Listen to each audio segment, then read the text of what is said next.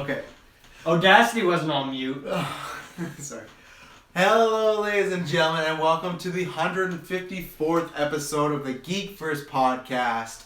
I'm your nephew, Travis. Oh, great name! Yes! Never thought of to hear that one, you know? This is our second take. Okay, Taylor, now you get a second try to nickname. Will he do the same one twice? Oh shit. I'm the Jigsaw forums or Jigsaw. It's gonna get worse. Let's keep it taking. I am still the pain train. Oh, wait a second. No. So, if you haven't guessed by our nicknames or the title, we are reviewing Jigsaw, maybe an anticipated film by us. It is late here, so I'm going to give a quick shout out. Next Saturday, it's getting close. Our E3, what the fuck? I'm so tired. Our actual life 24-hour video game stream for charity, BC Children's Hospital. We've raised a little funds. We want to keep raising them. The link's going to be down below throughout the whole week, whether it's on your Assassin's Creed podcast, Stranger Things. We're going to be promoting it, so please either donate anything that helps or even just share the post. If you don't got nothing to donate, that's fine, but go to our Facebook, go to our Twitter, retweet, share something that helps us tremendously. So next Saturday, definitely tune that. There's going to be a cell cast giving you all the details for that. I think that's about it. Next week will be our Thor Ragnarok review. We're not sure if it'll be a Thursday or Friday, but that's why you follow our social media, because it'll be there. So that's going to be very exciting. Taylor, you want to give a quick rundown what you're doing this weekend? Yeah, this weekend, Assassin's Creed just came out, so there's going to be a ton of stuff coming out for that. We've got a Geeks Creed, and there'll probably be a good video out, just covering up some of the missions and stuff. A good video. Yeah. Quite good video. So a lot of Assassin's Creed. You haven't made the video, so you can't confirm whether or not it's good or not. Yeah, you can play the game like, yeah, Assassin's Creed is good. Okay, he hasn't played it. And then at some point, I'm not sure, I may have a guest on this cast, I'm trying to see, but there will be a Stranger Things Season 2 review done by somebody with me on there. So you'll have your fix there. Yes, so like one of the cast members. You'll have to find out. Maybe a cast member from what we're reviewing today, Jigsaw. Hey. So if you're new to this, we've been doing fucking noob. Yeah. We did a Saw retrospective. So the past months we watched all the Saws, so you can go back and listen to them all. Lots of fun. Mm-hmm. There's some old time viewers. Dylan for the first time saw most of them. Let's start with you, because as you were saying offcast, you've been waiting 2 weeks for this, For me, the perspective is a lot different because I watched all of these movies, bar the first one, in the last month or two. So I was excited for this, just because we did all the retrospectives and we've been talking about it a lot, and you grew to like them. Yeah, I enjoy some of the movies for sure, and they're just I think one thing too is they're just really fun movies to talk about. Like there's a lot of theories, like crazy fan theories you can discuss. And there actually is some good story, and there's some characters and whatnot. So, yeah, I was excited for this movie just mainly for the podcast reason, to really just see what this movie was about, what the twist was going to be, how it was going to relate or connect with the other movies, and to maybe not too surprising, I wasn't too happy with this movie. It was, I think as a movie in itself, like there was just some. It was just like, I don't think it was poorly paced. I actually think the pacing was kind of good and on par with the rest of the movies. But I think the characters were all really, really boring. I think the dialogue in particular was really bad. Like it just didn't flow very well. Jigsaw. That could have been due to some of the acting. The acting, there actually was a couple good actors in there, but for the most part, they were not very good. It very loosely kind of connected with the other movies. It was, we'll talk about that later, but I don't think it was very, I guess it wasn't worth the wait, because at the end of the movie, classic Saw is kind of when they bring it all together, and that's when you think about what the events of the rest of the movie and how it pertains to the whole story. And it was just disappointing. I think, there's a couple of good things about this movie, but overall, very disappointing. Yeah. Now, many of you may know that I'm someone who stays very positive with movies, and I've never failed a movie before, but we'll get to that. So I think set this one up like a Saw movie. Yeah. Look out for the twist at the end. Travis reveals that he's been Taylor the whole time. This movie, twin brother. I was never super stoked for it to begin with, but doing the retrospectives, it got me a little amped, and I was looking forward to it. A little amped. I enjoyed talking about it and everything, and it was a journey. And finally, we got to the end of the rainbow, and that leprechaun was just giving you the bird. I have to say, this. I didn't know what to really expect. I had a couple kind of like, I didn't know what to expect, but I had a couple things I wish that they would have kind of stuck to that I felt like would have been kind of a little bit of justice for the film. But I mean, sure. That being said, between the guy next to me and the thing in front of me, it was a fucking horrible experience. Just so you know, we did work with that guy at Target. I know. Yeah. Wait, who? Oh, you maybe can't tell me after, because I didn't know. Yeah. Also, that was a 50-50 because I was the other guy next to you, so you could have easily just been trash talking me for no reason. No, you're a delight. Thank you. Are you done your little role for now? Yeah. Don't worry, I'll have more to say. So, as if you've not listened to retrospective, to lay this mini down for you, I would consider myself maybe in the top 10 for Saw fans in the world. I honestly would. I love Saw. I think I would. I saw every one of them except for the first one in the theater. I've gone to bat. They have a yearly ranking on sawfreaks.com. Yeah. And Travis is he's usually up there. He's up there. Yeah. But, and I was one person that wanted to do the Saw retrospective, and there's more people like Dylan out there. It sounds weird, but, like, this was my Hannibal before Saw, like, you gotta watch this. Yeah. Like, I feel like, because people do just write it off. It's just torture porn, and it's not that. There's some movies that are kind of close to that, and we talked about that. You go back and listen to that. But at the core of the franchise, and what I love about the franchise, it was much more about character, about morality, and about the classic kind of what would you do in these situations. And it had a great character in Jigsaw, who, was flawed sometimes, but he is a great base for the franchise. So I've been waiting a long time for this, especially because Saw 3D I consider one of the worst horror movies of all time. I consider this maybe as bad as Saw 3D, but I will touch upon the same thing Dylan was saying for, I think, different reasons. With Saw 3D, I think there was a lot more bad acting, there was a lot more cheesiness to it, The dialogue was even worse in there, notorious pink blood. This just felt really unnecessary. Even for a movie that was an hour and a half, not for too long, but there's portions where I was a little bored. Whenever I, feel myself adjusting in a chair more than once, I'm like, oh, I'm doing that because I'm bored. Like, I'm trying to get comfy because this is the only thing. Like, when I'm into a movie, it doesn't matter how I'm sitting. So, there's times where I was getting bored. Characters, I think there's some alright characters, but I think the biggest thing with this is I'd like to talk to somebody that's not seen any Saws and how they feel about this, because I think if you're a big Saw fan, and if you have similar tastes of Saw films that I do, you're not going to really like this one at all. Yeah. I don't think there's much to add. I feel like this is a lot of spinning on wheels. I found a lot of it predictable. It's different because we've been through so many Saw films, so I am looking out for stuff, but I will go into the spoilers and talk about things that they could have left out that would have made it not predictable at all, or would have made it, not predictable at all, or less. It felt like they were really laying a path where Dylan mentioned at the end when they do that whole thing and tie everything together. It was like, oh, this, and this.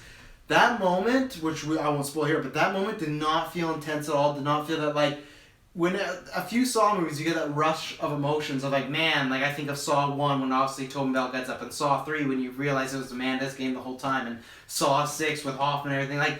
This did not feel like that at all. And if this is the Kickstarter to a new franchise, I don't think it does a good enough job. I think even if you saw this for the first time, it does not have the impact of Saw. It does not have the weight of it. It's very light. It's very fluffy. Even the violence, I feel, is very toned back, which we can talk about. It's not as gory as all. And I felt like this felt like it kind of felt like a fan-made version of Saw. And maybe they're big fans, so maybe that's what happened. But it didn't feel gross and gritty like the others. Saw, that's what I like. Maybe they're going for that, but I guess it just overall didn't work for me. I think it's just a big disappointment on many fronts. And I think, I don't think I'll ever watch this movie again. And I would not recommend this for anybody unless you're a hardcore fan of Saw and you have to see it. But even then, do a cheap Tuesday. That's what I would recommend. But if you're not, don't go to this. And because we're non-spoilers is winding down, I just hope this ends and we get a reboot in a little while. I'm actually really curious what someone who's never seen any of the other movies would think of this, because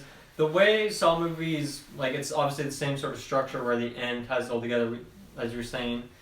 And I think, one thing that all the other movies do is that twist, or the things that happen at the end, connects to so many of the prior movies and the events of the current movie, obviously, and it kind of ties everything together and adds more depth to the previous movies as well. It adds details that weren't really important at the time but became important later.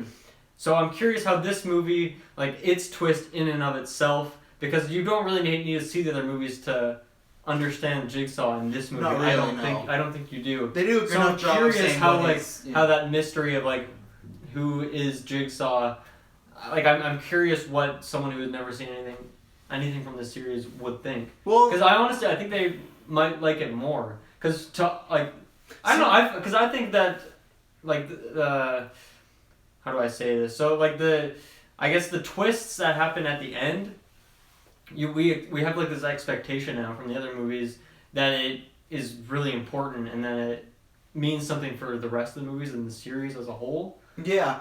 Right? Yeah, see, I still think it's not that good because of two reasons. One, the first Saw, I really felt like this whole mystery of who Jigsaw is and learning about his method and whatnot, we don't get any of that because we know that already, right? And that's where it's just like, okay, it's John Kramer, he's here, and that's where the sequels have usually focused on, okay, it's a continuation of Jigsaw, where this is supposed to be like, okay, it's a new Jigsaw, but when we do get to that twist at the end, it does not feel, like, it feels very convoluted, and I guess that's classic Saw fashion, but in a way of like, there's a lot of like, this is minor spoilers, but there's like a lot of like coincidence that happens for this twist, you know, where the other ones were always like, as unbelievable as they were, it was like, oh, Jigsaw did all this, where we'll get into spoilers, but I don't think there's that much weight. I just feel like, I guess the thing, this feels to me like the straight to DVD version of Saw, and that's where it feels like what is revealed to be Jigsaw, I don't think has weight, and I think people just seem like, oh, okay, like, I guess so. Like, I think with Saw, this, I guess, to make it short,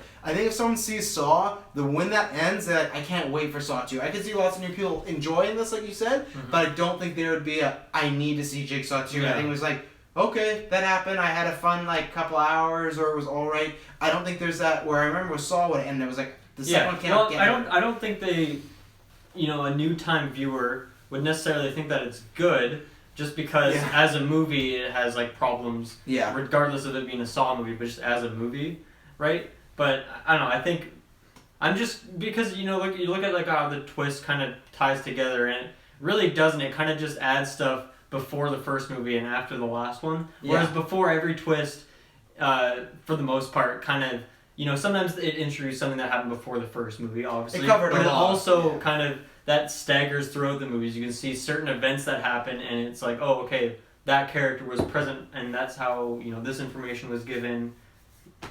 So I don't know. It's just I don't know. I am curious what someone who hadn't seen this would think. This is a good question someone put in our live chat. How did you feel about the decision to rely on CGI? I don't know how much they relied on. There was definitely a few scenes of it. I think that's just the way movies are going. Even the last few Saws felt a little bit like that.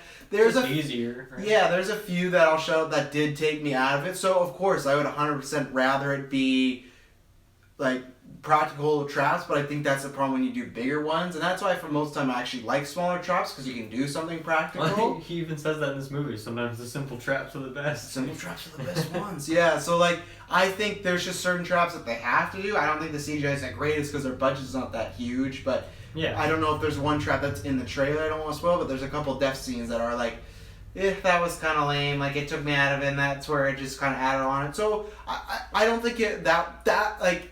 It didn't help the movie for me, but that wasn't the one thing where I was like, this is the biggest problem in the movie. I think that was just another notch on the old belt of like, oh, you got another thing against you. It's kind of the thing we always talk about in movies when we review them. It's like, if we love a movie, we can forgive it for little mistakes, but when you're not really overall liking a little movie, those little mistakes can just add up and make it worse. So, do we have anything you want to say non-spoiler? No.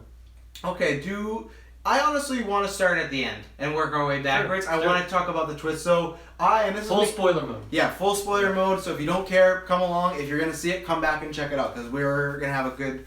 We'll still be here. Yeah, we're gonna have some good debate. Unless we get canceled. Yeah, Taylor, you look.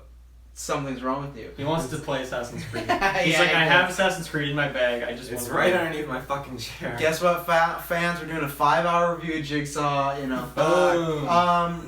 That's your fault. You should have took work off tomorrow. So the big twist is, I think clearly they are what we talked about on Jigsaw preview, that they've decided we're ignoring everything from Saw 3 and on, and even then. Who knows? But we're ignoring at least Saw 3, like after Saw 3 and on, because we get what I kind of feared and what I didn't want, we get introduced to, I guess, another apprentice. Sure. Unless you take it's canon, and let's just say all those people don't exist, and I guess he's the only apprentice. But fuck that, I'm not doing it. They never once came out and said those movies don't exist. If they did, I'd say, okay, but guess what? Halloween and Terminator, they got the balls to say, you know what? Those don't exist. We're doing this.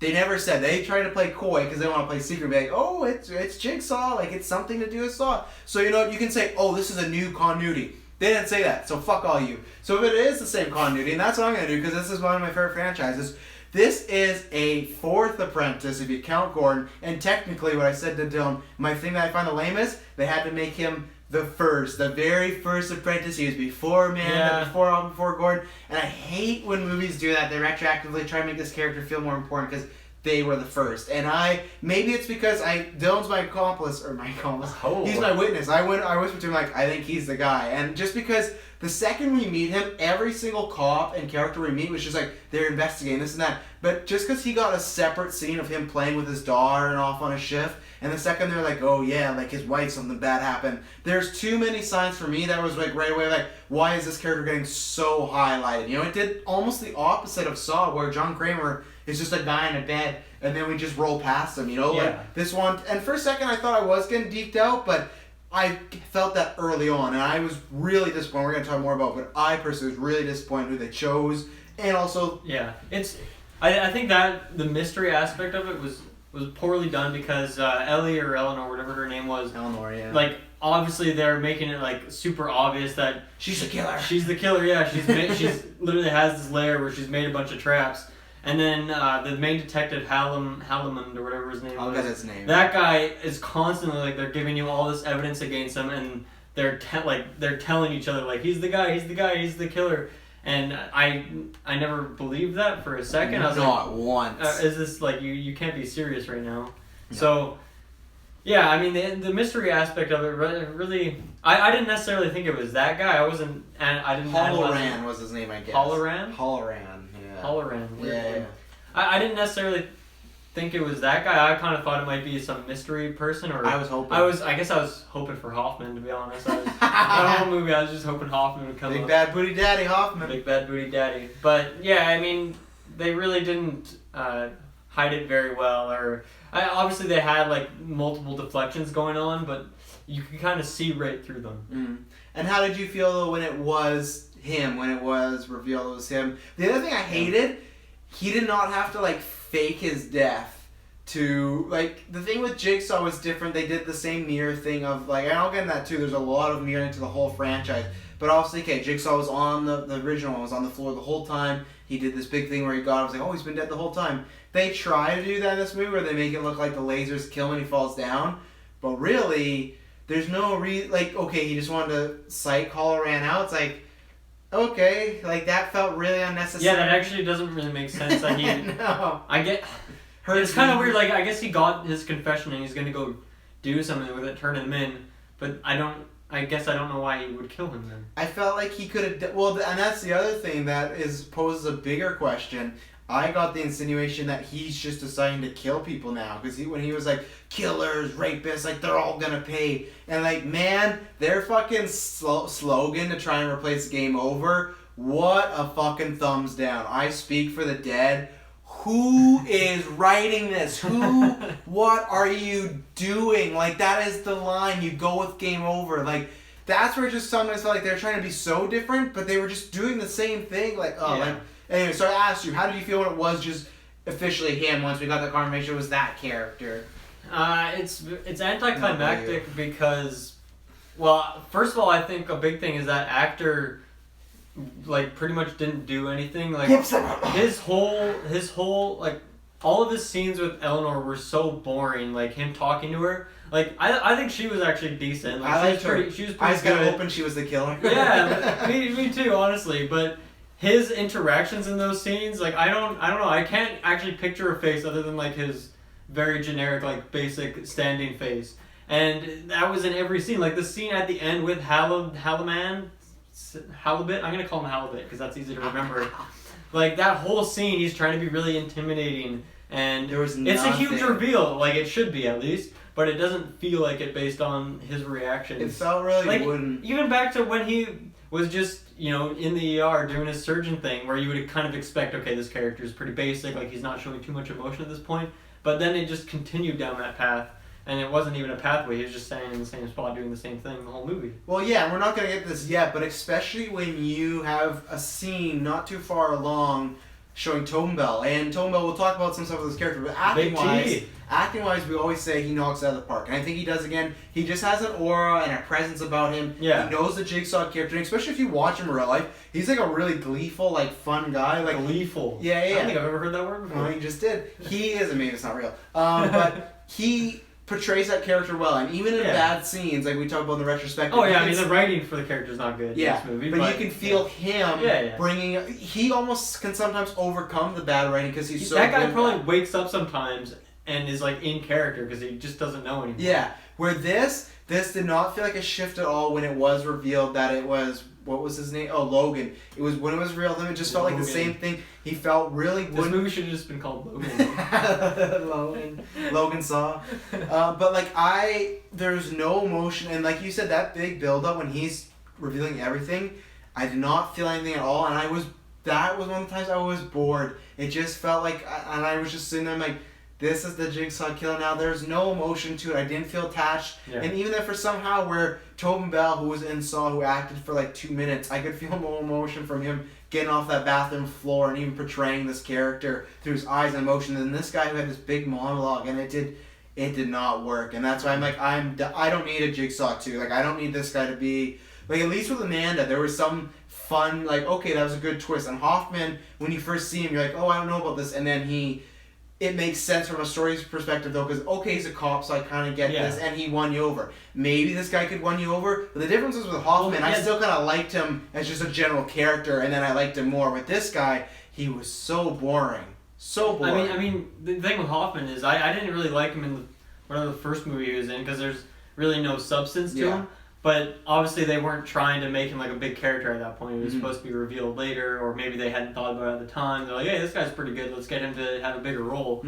Whereas it was intentional that you were supposed to care about this guy and think he's a badass, think he's cool. Yeah. And there's a lot of time given to his backstory, because obviously we're catching up because these characters are all new and we don't know anything about them.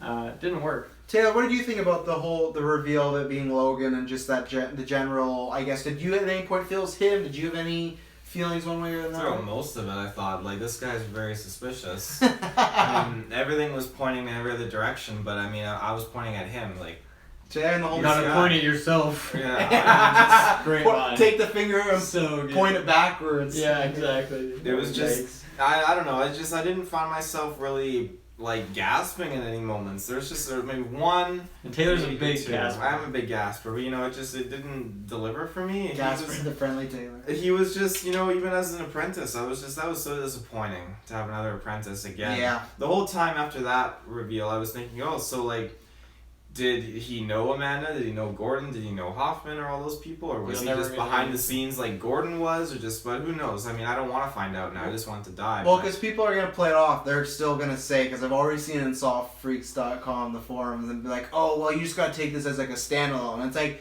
yeah, okay, you can. One, I don't think it's still that good because it's a really boring reveal. But two, like I said, I'm not going to do that. And then it's like, yeah, so he had a fourth person that, like, okay, Hoffman, Amanda, Gordon didn't know about that. I mean, like, you can have that mentality and just put it away and not consider this part of the movies, but this is a problem for me because it kind of undermines Amanda hugely. Yeah. It undermines Hoffman especially because, you know, a big part of the last 2 movies is that you realize that Hoffman is the first one. He's been there before Amanda even, who was revealed first. And it made sense with all the connections of like, oh, he's a cop, this guy, why do you need him? Like, I think they mentioned that because he was a doctor or something like that, and like think about how long it took for them to get to the point where revealing all that information about Hoffman, right? Oh, it took various movies. And then, what the fuck was this guy doing for 10 years? Like, if he's been around this whole time, it's like... Exactly. And like, so what happened so Jigsaw's...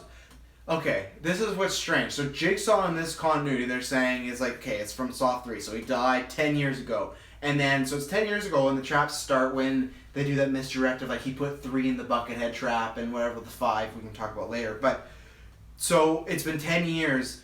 now he decided to, like, this is the thing, like, Jigsaw felt like he did start this journey, but then he took in his personal people, right? Like, I'm gonna get that person, I'm gonna get that person. He felt like Logan felt like he just did this trap to, like, get at Halloran. And it's like, again, as I always bring up, in these situations where a trap's, like, super personal like that, I think you easily could have just found a way to murder him and get away with it. If you thought about this hard, like, so, like I said, why now is he doing traps 10 years later? John's been dead for 10 years, and now he's like, okay, I'm going to start up now. Like, that's what's unclear, too. And like I said, a sequel, but I don't need the sequel, so. And, I mean, I don't understand. I still don't understand why Logan felt the need to, like, get that confession. Because what is he going to do with that? Like, if he turns that in, and then, like, what, they eventually find his body, or he goes missing, and he's, like, the last guy who was there, and he was already a suspect at some point, like, what is your plan? Like, how stupid are you? And he was already, I'd say, 100% convinced that he had something to do with his wife dying. So it's just like, and even then, Halloran doesn't even technically say, like, oh, like, I killed his wife. He just said, I let people die. You know? So it's like, even technically, like, he never doesn't he never even say, like, I let Logan's wife die. Well, the connection is that Halloran kept that criminal alive, and that criminal was the guy that killed his wife. Yeah. And he was keeping him alive because he was his informant.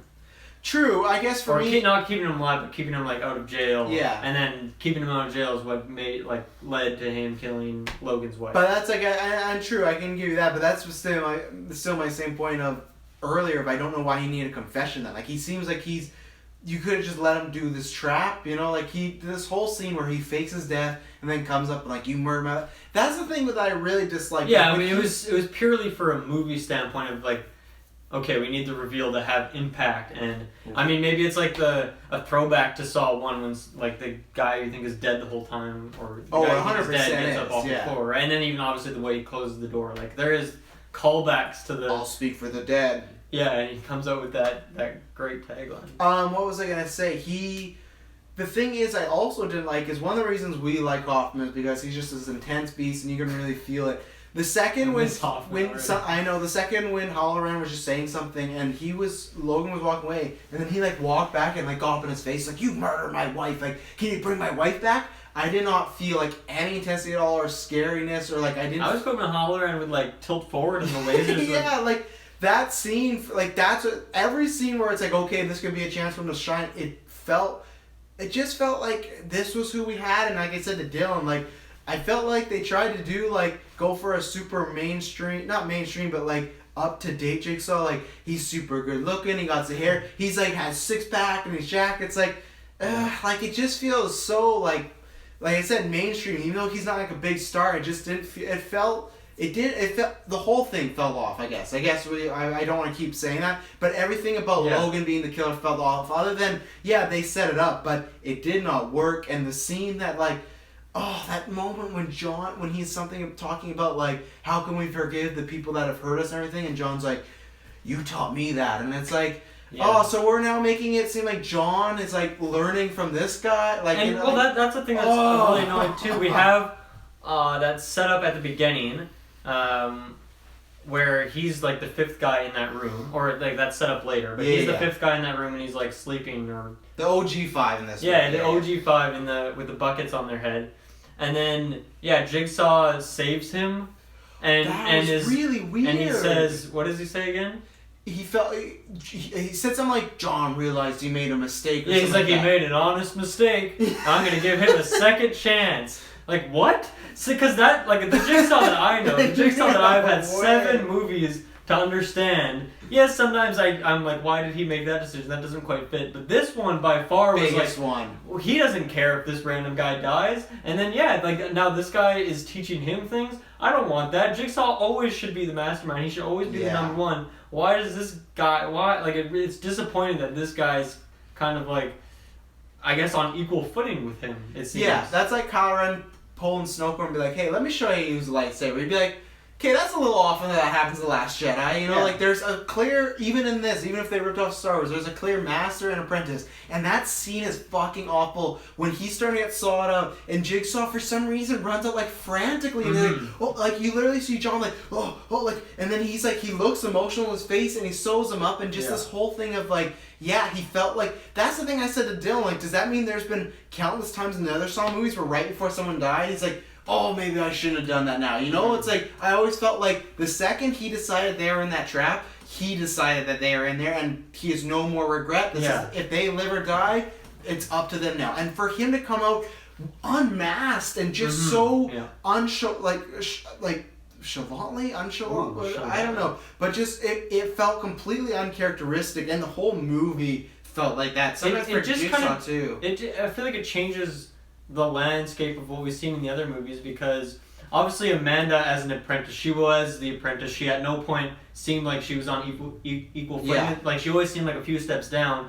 Hoffman at points seems like he's getting to a point where he's kind of like doing things outside. But there's a power struggle. Yeah, there's a power struggle, and then obviously it ends with him getting locked up by another apprentice. So it's kind of like, oh fuck you, Hoffman, you were never quite on that level. Yeah. And then Gordon, we don't know. I mean, you don't get a whole lot of information, but you kind of decipher that he was only kind of called in on special occasions or when Jigsaw needed help. And yeah, I guess Gordon's fulfilling his last prophecies in 7, but yeah, I mean, obviously he's not on the tier of Jigsaw in his planning. So he's a co-director. Yeah, the fact that it's already kind of knowing that, okay, there's an apprentice and he was the first apprentice, but he's also maybe an equal Jigsaw. Oh, that sounds bad. And it's that guy too, the guy that we just watched, and he was not an interesting character. And like I can't think of anything about that character that I liked, honestly. Well, no, me either. There's some things in this movie I liked, but none of them are to do with Logan. Well, with that scene with him saying like, you taught me that, and he's just like, together, like John says something like, together we're gonna change the world or change the way people think, and that's what I don't like. That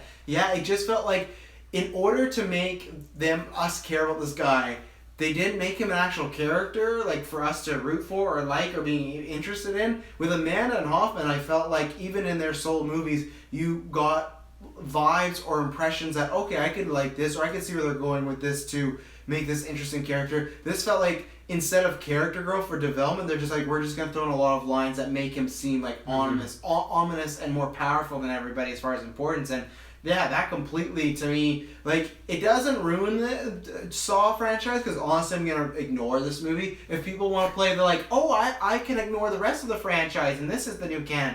I'm going to do that to this movie. It's not a Saw movie, it's a Jigsaw movie. Yeah, this is not the Saw movie. So, Taylor, you've been quiet. Do you have anything more on Logan, and how do you feel about this dynamic of maybe them kind of showing him off as like kind of an equal to Jigsaw, or at least more important than the rest of the fellow apprentices? He's not more important. He's nowhere near an equal as Jigsaw. The moment his trap activated, I think this guy's a fucking phony, because the lasers didn't cut his head. The lasers they went through his head, and then his neck just popped. I mean, instantly. I honestly just thought they weren't gonna show the budget for that. I thought, oh, okay, like if they kill him here, I guess. I just kind of thought like these lasers are really precise. Yeah, you can't even see. Very precise. No, it didn't make any sense why they would go all the way. Like, I don't know. That's where I drew the line. I thought, like, okay, he's not dead. He's not dead. And sure enough, I was right. That fucker got back up.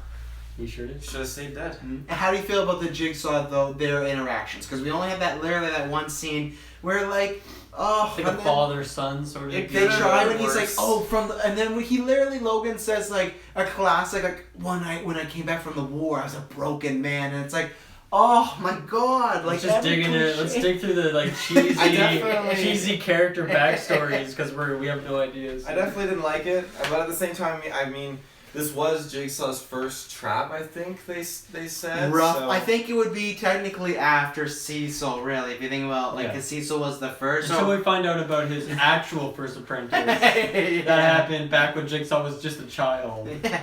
So his brother, gives him his nephew. Well, I mean, depending, like, if Cecil was the first trap, then I don't know where in the timeline this really was. I just kind of got the vibe that, this is before, technically it'd be like Cecil, and then before Hoffman did that thing to that pen. You could probably piece it together based on like the facial hair situation. Yeah, true. They sometimes do that as a giveaway, but I'm like, I don't remember. Yeah. But that's the other thing we talked about too, that, and you can answer us too, on our last podcast. I said the worrisome of like, once again, if you want to play it off, that's not canon, great for you. I'm not. The worrisome of doing these flashbacks, they were so mined, and so much stuff was already crammed in with Jigsaw, Jill, Hoffman, Amanda, and then Gord near the end. To add another layer on that, because like exactly Taylor said, yeah, where does it fit in? You can somehow piece it in, and I'm sure you can, but for all this stuff to line up, now it gets worse and worse of like, this is not lining up, and if it does, it doesn't really make sense, or like you have to really like lie to yourself about this canon situation to like make it sense, you know, and that's there's already things that we wanted to see. Like I would have loved to see if Gordon had any interactions with Amanda. I wanted to see more of those Hoffman Amanda scenes. And obviously this movie is, you know, a different direction, and it's many years later. Maybe they couldn't get all these actors. You know, there's reasons, but now there's even more of those interactions that I want to see, and I know I'm not going to get them. Yeah. So that's disappointing. Mm. Yeah. To anything to add on Logan and the twist and Jigsaw? I mean, the twist, I wasn't satisfied with twist. it. I mean, are we talking about Jigsaw right now, or? Just talk about his relationship with Logan, and then we'll get into Jigsaw. Yeah, we'll get into... They could have easily done it better. I mean, I don't know, like... I agree with you. I feel it's kind of weird how he just ran out and like, oh, he made a simple mistake. Because, no, he puts them in the traps. They're there for a reason. He's committed to that belief. But then again, I feel like, if this trap was like one of the first ones, maybe he still was kind of unsure at times, and he wasn't full on bad Jigsaw yet.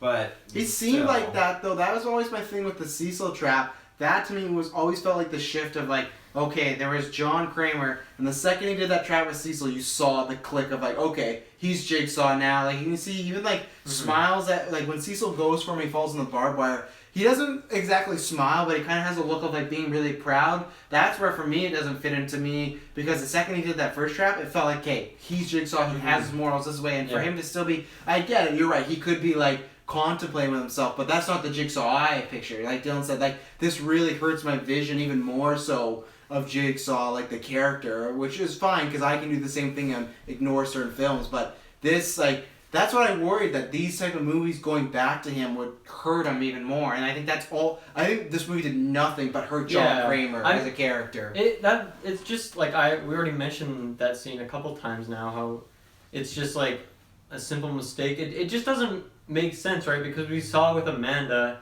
the reason that he, I guess, trust or respected her and wanted to give her a shot as an apprentice is because she made it out of the trap. She succeeded in her game.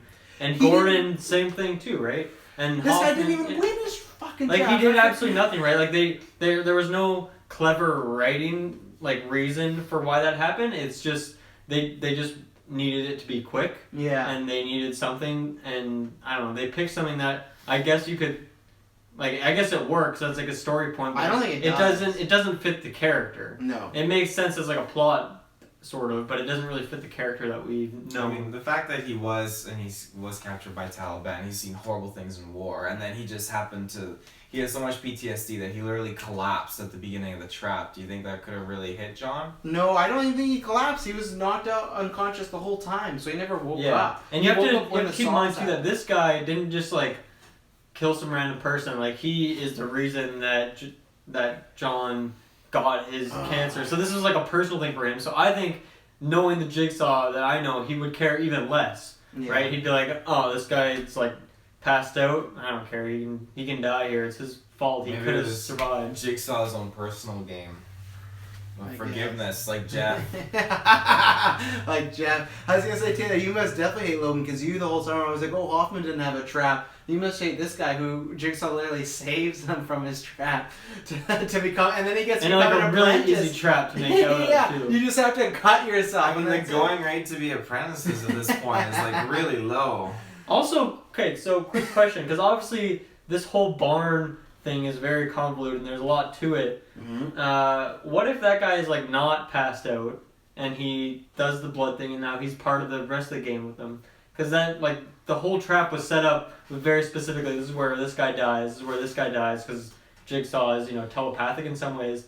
But what if that guy's just not passed out and it's very easy. Literally anyone, even an animal, could make it out of that trap just by putting one finger in quick, shedding blood, and then making it out. Well, Doesn't that kind of change everything? I don't think so, because if you look at it after that, it goes to that hanging one with the needles. That was specifically for her. The next one was not for Ryan, even though he has a tape for Ryan there. So that one's kind of muddled. But really, if you think about that, like, okay, whoever went up to the no exit would have got the leg thing. And then after that was the grain. So they all could have been in the grain. But he actually didn't have a tape, though. So you're kind of right in that way. It could because all of them had tapes with their names on them, right? But then it was always... I guess she, at the end, didn't have a tape with her name, so maybe she just thought he was going to make it to the end. Classic Jigsaw, and he interfered. That's something that I would have to watch the movie again with that perspective, thinking about... Because there's like... Not in the near future. Not in theaters again, that's for sure. I'm thinking, because all those reveals of, like, for Remain, like, that's kind of in the present, right? So I guess those don't necessarily... have an impact. Which are in the present? Because like when all those bodies are found, they have like a little note that just says like 3 are left, 2 are left. Yeah, that was the present. So that I guess that wouldn't really have an effect on the past. Yeah, I don't know. It's kind of convoluted. I would have to watch again, but I don't really want to. I think we can figure it out before we end this cast. But the one thing I want to talk about before we go to the 5 is. This did to me what I didn't like about I think it was Saw 4 when you just brought up the whole thing of him mislabeling John's cancer and this thing of like, oh, now it's again there's a good setup in Saw 2. He got cancer, he felt his life was over, he tried to kill himself, and then boom, it didn't kill himself, and he wondered how far could the body go, what will he do to fight to survive. Perfect setup. And then they go, okay, he lost his baby, so he was extra mad, and I guess we're that. This is another thing where it's like it's not that he had cancer, and then he had the health insurance, so that kind of way, like, they denied him coverage. Health insurance, yeah. But then, like, this is another add thing of, like, okay, he couldn't just have cancer, it had to be a mix-up. I didn't like that again at all, because to me, Jigsaw was, you know what, he got dealt these cards, and that shows life was shit. And yeah, life was still shit, but this showed, oh, someone made a mistake. He could have been ill, like, he could have caught it quick. Like, I like it so much better that guess what? You have cancer, buddy, and you're gonna die. And that's the thing of life. I have many family members that die of cancer, so it's the thing of like, that happens all the time, not because of like a mix up this or that. So now to add this there's like, first it was this good soul foundation, and they keep adding reasons to be like, oh, but he should feel, like, you should feel sympathy for John because like, now this time, like, he got the wrong result, and that, I rolled my eyes because I was like, we don't need it to connect this way. And just because it's like overly cheesy of the classic, like there's 2 pictures and there's 2 stickers and he just puts them on the wrong one. Like, that's again something that, okay, it works, like the story, it makes sense for a storyline reason, but it's like, is that really the best you got from like a writing perspective? Like, is that the most creative thing you have? Because that's really, really, really basic. That's like the most basic level storyline you can get. Well, and that's where I wish we went with the copycat route, because that's where I think the scenes with John, which we'll get to later, worked as him talking to the trap people, but anytime they tried to connect him to the plot did not work. And you know what you could have done? You could have had that still flashback of John talking to the 2 victims and whatnot, and then later on, if it was a copycat, they could have done this trap and just been like, oh, like I did as a tribute to one of his first traps. And that would have made sense why we got flashbacks. Like, okay, it was a tribute. Yeah, like, this is the start of my legacy. Yeah, and we saw that's why they're doing this, because this is what Jigsaw did. Yep. You could take out all Logan stuff, and that still works, and that would have felt warranted. It's the same way as like a comic movie, a cameo, or an Easter egg, like a character comes in for a little bit, oh, that was fun, and then they go away of like, oh, and that would be a great way to pay tribute, like, hey, we're starring Jigsaw, but for the first one, we wanted to give a little love to the OG fans, and I could have bought that. You could even make that work with like what you had here. If you take Eleanor, I know we talked about it earlier. Yeah. Take Eleanor, and instead of her introducing that character, like, the world I'm picturing is take Logan out completely. Like, he's not in this movie at all. So he didn't have any impact on like those traps and whatnot. Yeah. And it doesn't matter. You just have any old surgeon. It doesn't have to be an actual character. And you just have her, and she is recreating these traps, and she starts with this one that has been forgotten or no one knows what happened to it. It's the first trap. Like that, yes, you'd have to change a lot of things, but hell, that's the base of like something that could have been more interesting. Yeah. And it works better than the whole he has to be connected to John. Something that doesn't I don't know what term to use here, but it doesn't like put a dark smear over the other movies, right? Yeah, because it's like that's where I thought that's why I thought the copycat was the safe route, because it's like it is continue on the franchise, but you can give little winks and nods. Because like we said, if it is a copycat, okay, they don't have to have a connection to Gordon, they don't have a Hoffman. But with this guy being the first, then it's like, so for all these games that we already saw, like the bathroom, Amanda helped, and Hoffman helped with the house, and Gordon helped with Lynn, and it's like, so what traps was he helping out? That's what I mean. Like when I was asked, like, what did he do in these years? Like, and like it just it doesn't make any sense, and it's lame. It's just like okay, even if you just take the first 3 movies, like okay, where was he in those? Even, right. Yeah. Even. Yeah. Very frustrating. The twist was, like we said, barely a twist, but very disappointing. Did not make me excited for anything else. Did you have anything else to add on, Logan? No. Okay, let's get into the trap. So the movie started off very like hot and heavy car chase, cops everywhere. This guy had a trigger. He's saying 5 people are gonna die. Yada yada. Very bad actor as well. Yeah, there's a couple of those, and then obviously they have the shootout, and then he hits the device because it was like if he didn't hit it, he'd die. So he hit the device, and they go to this room, and it starts a game, and there's a clock down, and the. Right before right before you get to that Don't be scene, sorry, this is what we want. And this is where it really started to go downhill for me. When after he died, he says, like, it started, and then he died. I was like, what the... Oh, well, he didn't die, he just went into a coma, remember? Well, into a coma, yeah, but that's like, okay, is this like Scary Movie or something? Like, this is so bad. Yeah. Like the acting-wise? You mean? All of it. I think he's... I get what he's saying when he's just like... it started, and then you're like, what the fuck? Yeah, so that happens, and then they try to make you think that it was the fight. I'm picturing the sniper scene. It's like, no. That's, oh my god, the sniper scene with Logan! That was so bad! So anyways, yeah, so he gets shot. One cop, the main cop, Halloran, directs him all to shoot at his hand. He gets shot in the chest. We'll talk about that later. We'll just talk about the 5 trap. There's this trap where it's 5 people, kind of a la Saw 5, and they're going to go through room to room or kind of section to section in the barn. They have all these traps. Before we talk about like the traps individually, how do we feel about the characters? And I'll also you... What the fuck? I'll ask you. Did you guys have any inclining that it was... I can't fucking talk. I'm so fucking mad. I'm so... Like an inkling. I like it. Did you have any feeling that it was in the past, these traps? That it was not taking place at the same time as the cop storyline? So what do you think about characters and that? And yeah, we'll talk about the traps after. So I'm not talking about the traps? No, because we can talk about... No, you can talk about storyline, but not like the... Did you like the Splendor trap? Like, just like the... Yeah, that's what I mean. We'll get to that in a second. Well, like, the traps and the characters, I totally thought that was happening, like, adjacent to what was going on. Okay. It fooled me, and, I mean... Well, we got to certain points where I kind of questioned it, but, I mean, it fooled me at the beginning, so... But I thought, the characters just did not fit at all, and I was kind of wondering, my first indication as to maybe not being in the current timeline was, if Jigsaw was so famous and you see the reporters and everything, why at the beginning were they not saying it's like the Jigsaw killer or saying anything like that? It just... They seemed very like, what is this completely like some psycho? Especially because Saw 2 right away, they're like, oh yeah, he was on the news. Like, it was alright, well...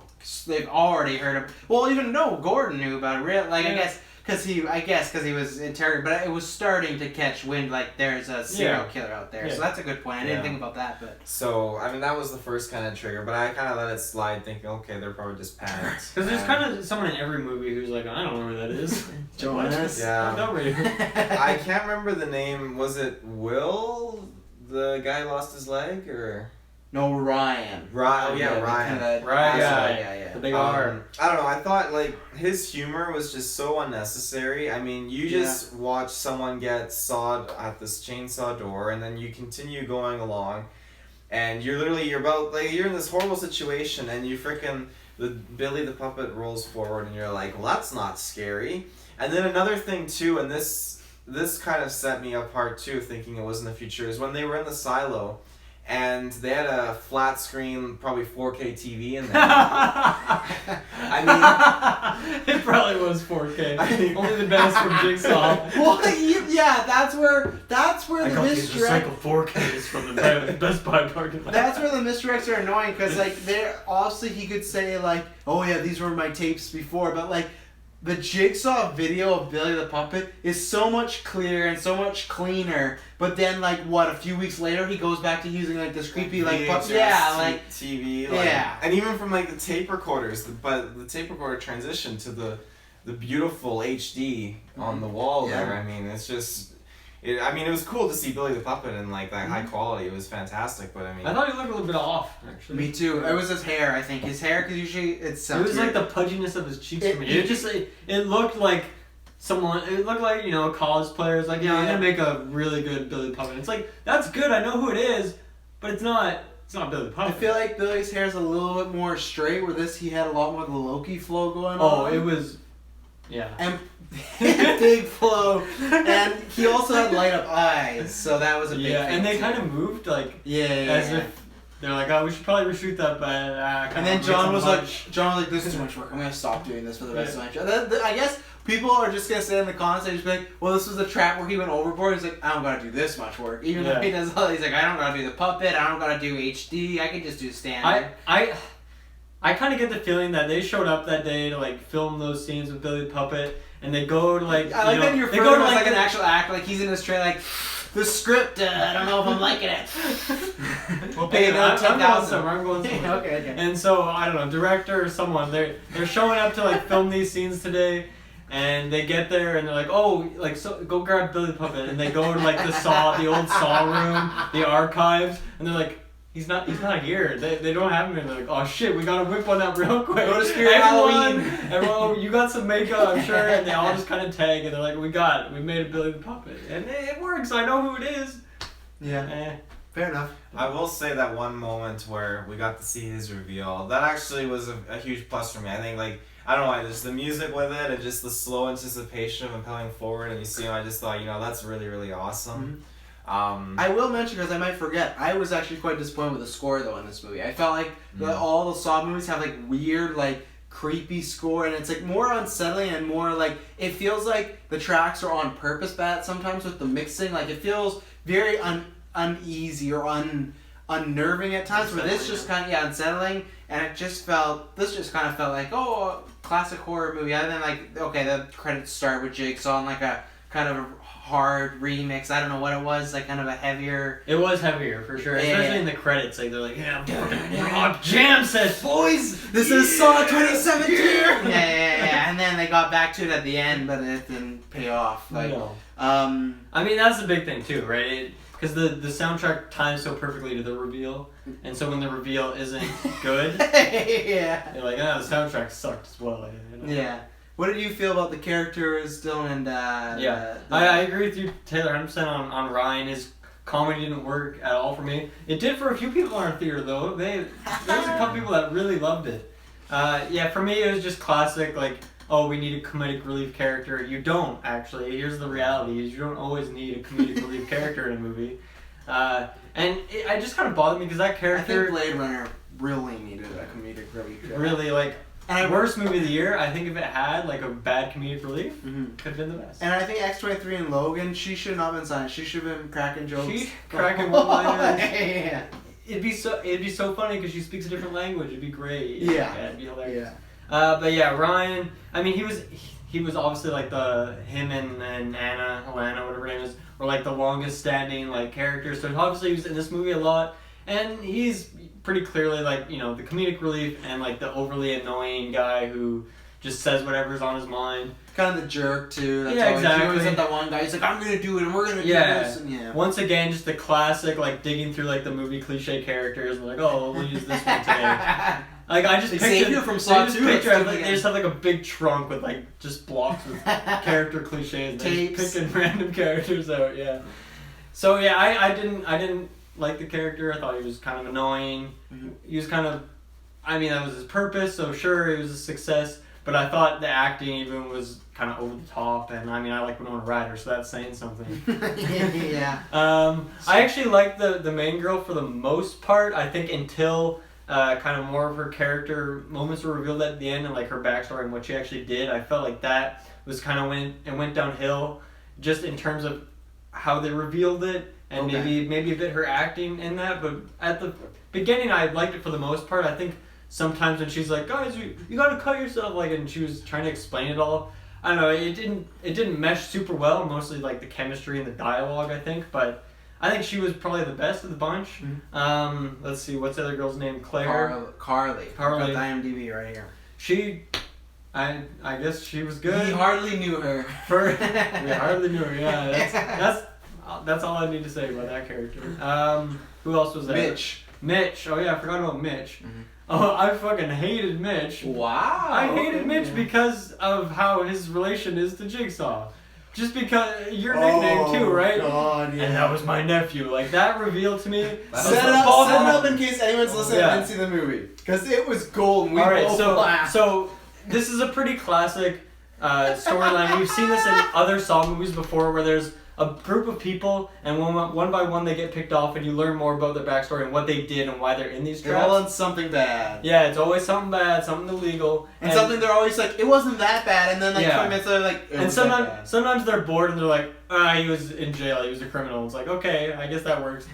Mitch didn't go to jail, but his backstory is that he sold a bike to a boy that he knew was bad, but he just wanted that $600. Yeah, it had faulty brakes, the bike. Yeah, the bike had faulty brakes. They literally showed the brake fluid pouring out of the bottom of the bike. And he just like kind of kicks it aside. It's like, you don't just kick brake fluid aside. Like, you can probably smell it, and it's like, you can't just kick a liquid around. Anyway, so why wouldn't you be like, hey, is that like what's like if I'm buying? He's like, I just cleaned it. That's just soap, man. Yeah. Like, fuck you. If I'm buying something used, I'm always checking it 100%. A bike, especially he just hops on the bike and just rides away. He's pretty stupid. Anyway, yeah. So he sells this bike to this poor kid, and this guy's so happy. He's cruising down the street having a good time. I'm gonna get laid tonight. It's super cheesy. It's like, what is that show on like Spike TV? Like a thousand ways to die, and the acting's always like, oh no, and like it's just over the top, ridiculous, quick shots. And so this guy cruises right into like a garbage truck, gets splattered. And he's just dead. Yeah. And then for some reason, Jigsaw's like, you killed this poor boy, and he's going on. It's like, yeah, okay, you're right, Jigsaw. This guy's bad, but then, and he was my nephew. What? Why? No! Like, it's something that they avoided for 7 movies in a row. Like, I guess with Jill somewhat, but yeah, like, what is its nephew? Like, why is that necessary at all? Like, why did you need to do that? It already made sense. Yeah. He was a bad guy, he did a bad thing, he killed the guy. Not me at all. Why is he his nephew? Well, and this is where I feel like everything we talked about that we didn't want in the Jigsaw preview, we're like, oh, like, it should be a copycat, Apprentice is too muddled, and you're like, oh, hopefully it's not like his brother or something like that. Like, okay, true, the killer wasn't that, but they still brought that trope of, like, we need a family member. Like you just said, already, this guy's a shitty guy. He sold something that was faulty to a person, and they died, and he knew about it. You did not, and literally the way he said it was the same way Dylan said. Like, Bill was just like, and that boy was my nephew. Yeah. It's like, oh my god, like, why do we need that? And does that mean now in the movies, that means Jigsaw, John Kramer, has a fucking sister or brother out there. Yeah. Like, we have that connection that they could play with, you know?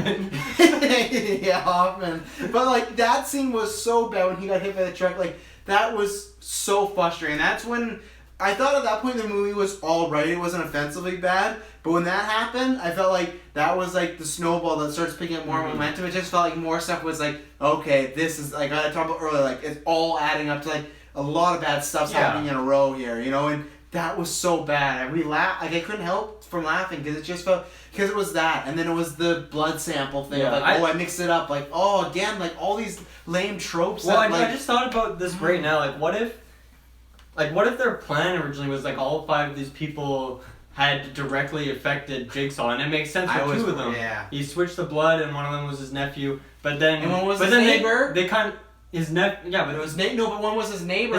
But that doesn't matter. But it was still personal connection, right? And maybe, and he did. And maybe she was just so annoying, you know, and that's why she deserved to die. Well, and he did kind of say that he was kind of like, he said that her husband was a good man, so maybe they had some sort of like buddy, like, hey, how you doing, John? Like, it's not as big as a family. But still, that's 3. Sure. And I was really so they go like halfway with that idea. Yeah. But then they don't finish it. And I was really worried when we were talking about this offcast, when they talk about Ryan's backstory of, like, you've always been, like, a piece of shit when you were 16. Like, and that was so lame, this whole thing where he's out of the roof and they're like, Ryan, sit down. So he falls out. And what happens is, So I'll set this up better. Ryan, he's telling his story, or Jigsaw's telling his story. Ryan's the guy they're referring to with bad comedy, and his flashback is apparently his whole life he's resulted in 3 people's death accidentally. 2 we didn't get to see, but we see the flashback when he was 16. So he's they're gonna bring it all together in Jigsaw 3. Oh yeah, those are the other people. Yeah. It'll be one of his brothers or something that's a killer now, apprentice. But so he's in this car and he's drinking. He's like, "Woo, I'm the man!" Like doing the Titanic thing. And then they're like his friends up front, like, "Sit down, Ryan, sit down." He like falls out of the car and they're like, "Whoa, oh my god!" And they're like looking back, and then literally we cut to Ryan on the ground. They cut to the car. Their car hits head on with another car, and it just. They both explode into flames. On and back. An explosion. Just in flames. Where'd that come from? And I did worry. I was like, man, and he's going to be like, and those were my parents. Like, or whatever. Like, oh, I thought that was going to happen. And because he had already did he already did the, like, that's my nephew. So I'm like, oh, man. Like, and who knows? That could get revealed. That was his fucking That was my other nephew.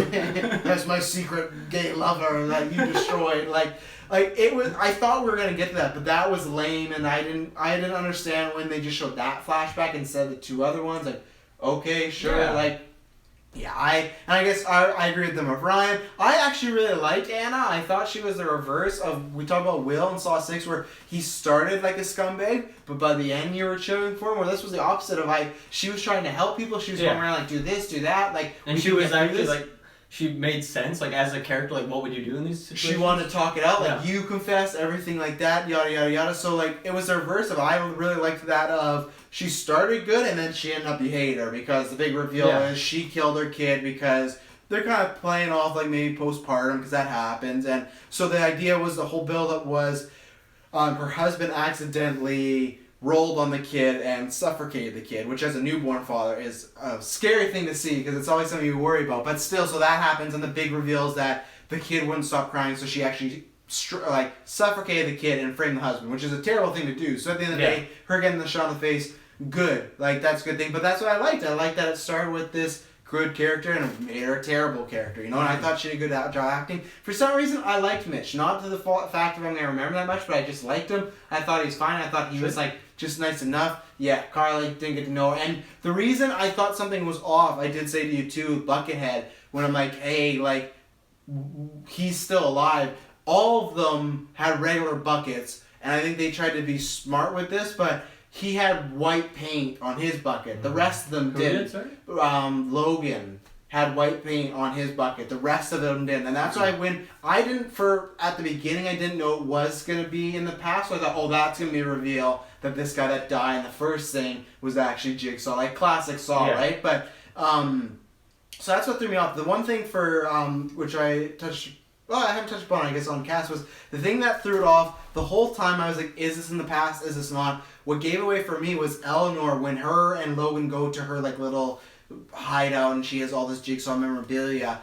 It killed me because this hit me in the face like, man, this is happening in the past. When he's like, oh, what's this trap? Like, I've never seen this, and it was the blender. And she goes, oh, the rumor is he used that before his first game. And the second she said that, I was like, oh, this is going to pop up in this game. And because there's no way they're just going to say, oh, yeah, this is his first game, and never do anything with it. So the second she said that it's kind of like in Saw 4, if before you got the reveal of Jeff being in it, if Riggs was like walking to a trap and he saw Jeff in another room, you'd be like, why is Jeff doing that trap? Like for me, they kind of spoiled the reveal before it was supposed to be a big reveal. And I thought, oh, they're going to show that, and then literally they're going to tell us that, oh, it's happening in the past, so like they're going to make it obvious. But then they tried to play it off like it was a twist near the end, and it didn't feel that way. So I was really mad about that line, because it gave it away for me completely, and yeah, it took the moment. Because the second John is back, I'm like, okay, he's not back to life, he's not supernatural, like I know this is a flashback.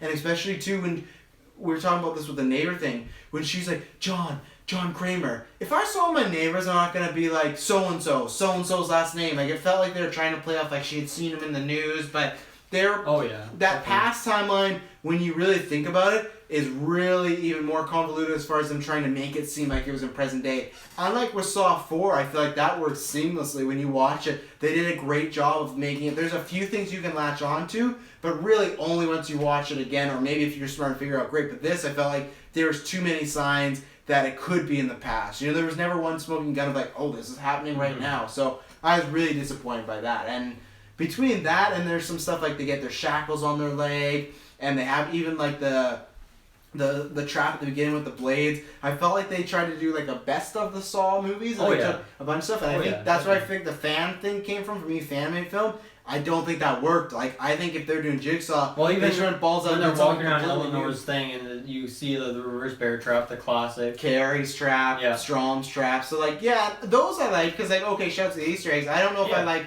so much of everything being Saw, like, redux in a way. Like, the green was very much like the pig guts, like, something falling on them. Like, it just felt like the same traps, but different, you know? And I didn't love it, you know? And... yeah, I didn't care about many of the characters. I liked her, and then obviously there's a good reason not to. So, do we have anything to add on as far as the characters go on that spectrum? Those characters, not really. No. But let's talk about the traps, because I honestly don't have much to add. I was not the first trap is very much like Saw 5, so I wasn't a big fan of Saw 5. Pretty much the same thing. Yeah, it's just like a spin on it. And I hate that trap even more so knowing that Jigsaw fucking runs in like this crazy old guy. The thing that I think they could have done, like, there's a scene later in the movie where you see Logan has like, he takes off his shirt and he has like cuts on his back. But they don't really make any sense for like how that trap is. Because that trap was just like 10 like horizontally placed saws, so it doesn't really make sense that he had like a bunch of them going in all sorts of directions. Yeah. So I feel like that could have been a good giveaway, but then for me I didn't put them together just because like even when I think about it now it doesn't really make sense. Yeah. The other thing I didn't like too is like Carly gets like sawed back in the back pretty good, it seemed like.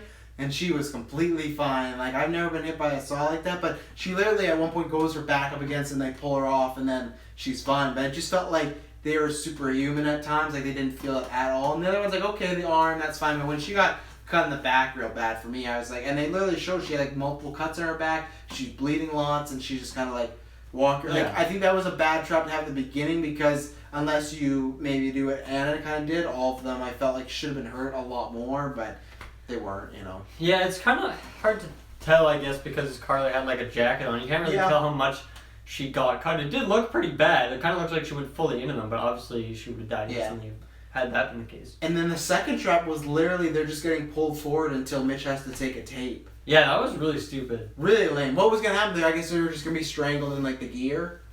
I guess so. Yeah. Like, that one, I don't really understand why they put that in there. Like, I don't really see the purpose for that. Like, I think it would, if they were all just chilling in that room with the shackles still around their neck and Mitch or whoever goes over and clicks on that button. Like, and that just seems like such a weird thing. Like, what if they'll just die because, like, no one saw that. For nothing. It's just, like, it's just one of those things where, yes, you do have to have that suspension of disbelief for a lot of things throughout these movies, and it happens more and more. But that one, to me, I don't know, it seems like a weird little detail that Jigsaw would have thought of, or would have considered, or wouldn't have left to chance. Yeah. I don't know. Taylor, what are your thoughts on the first two traps there? I wasn't impressed. I wasn't impressed. No, just rehash, updated, nothing new. Wow. What was I gonna say? What was next? Oh, I guess it was like that foot one, right?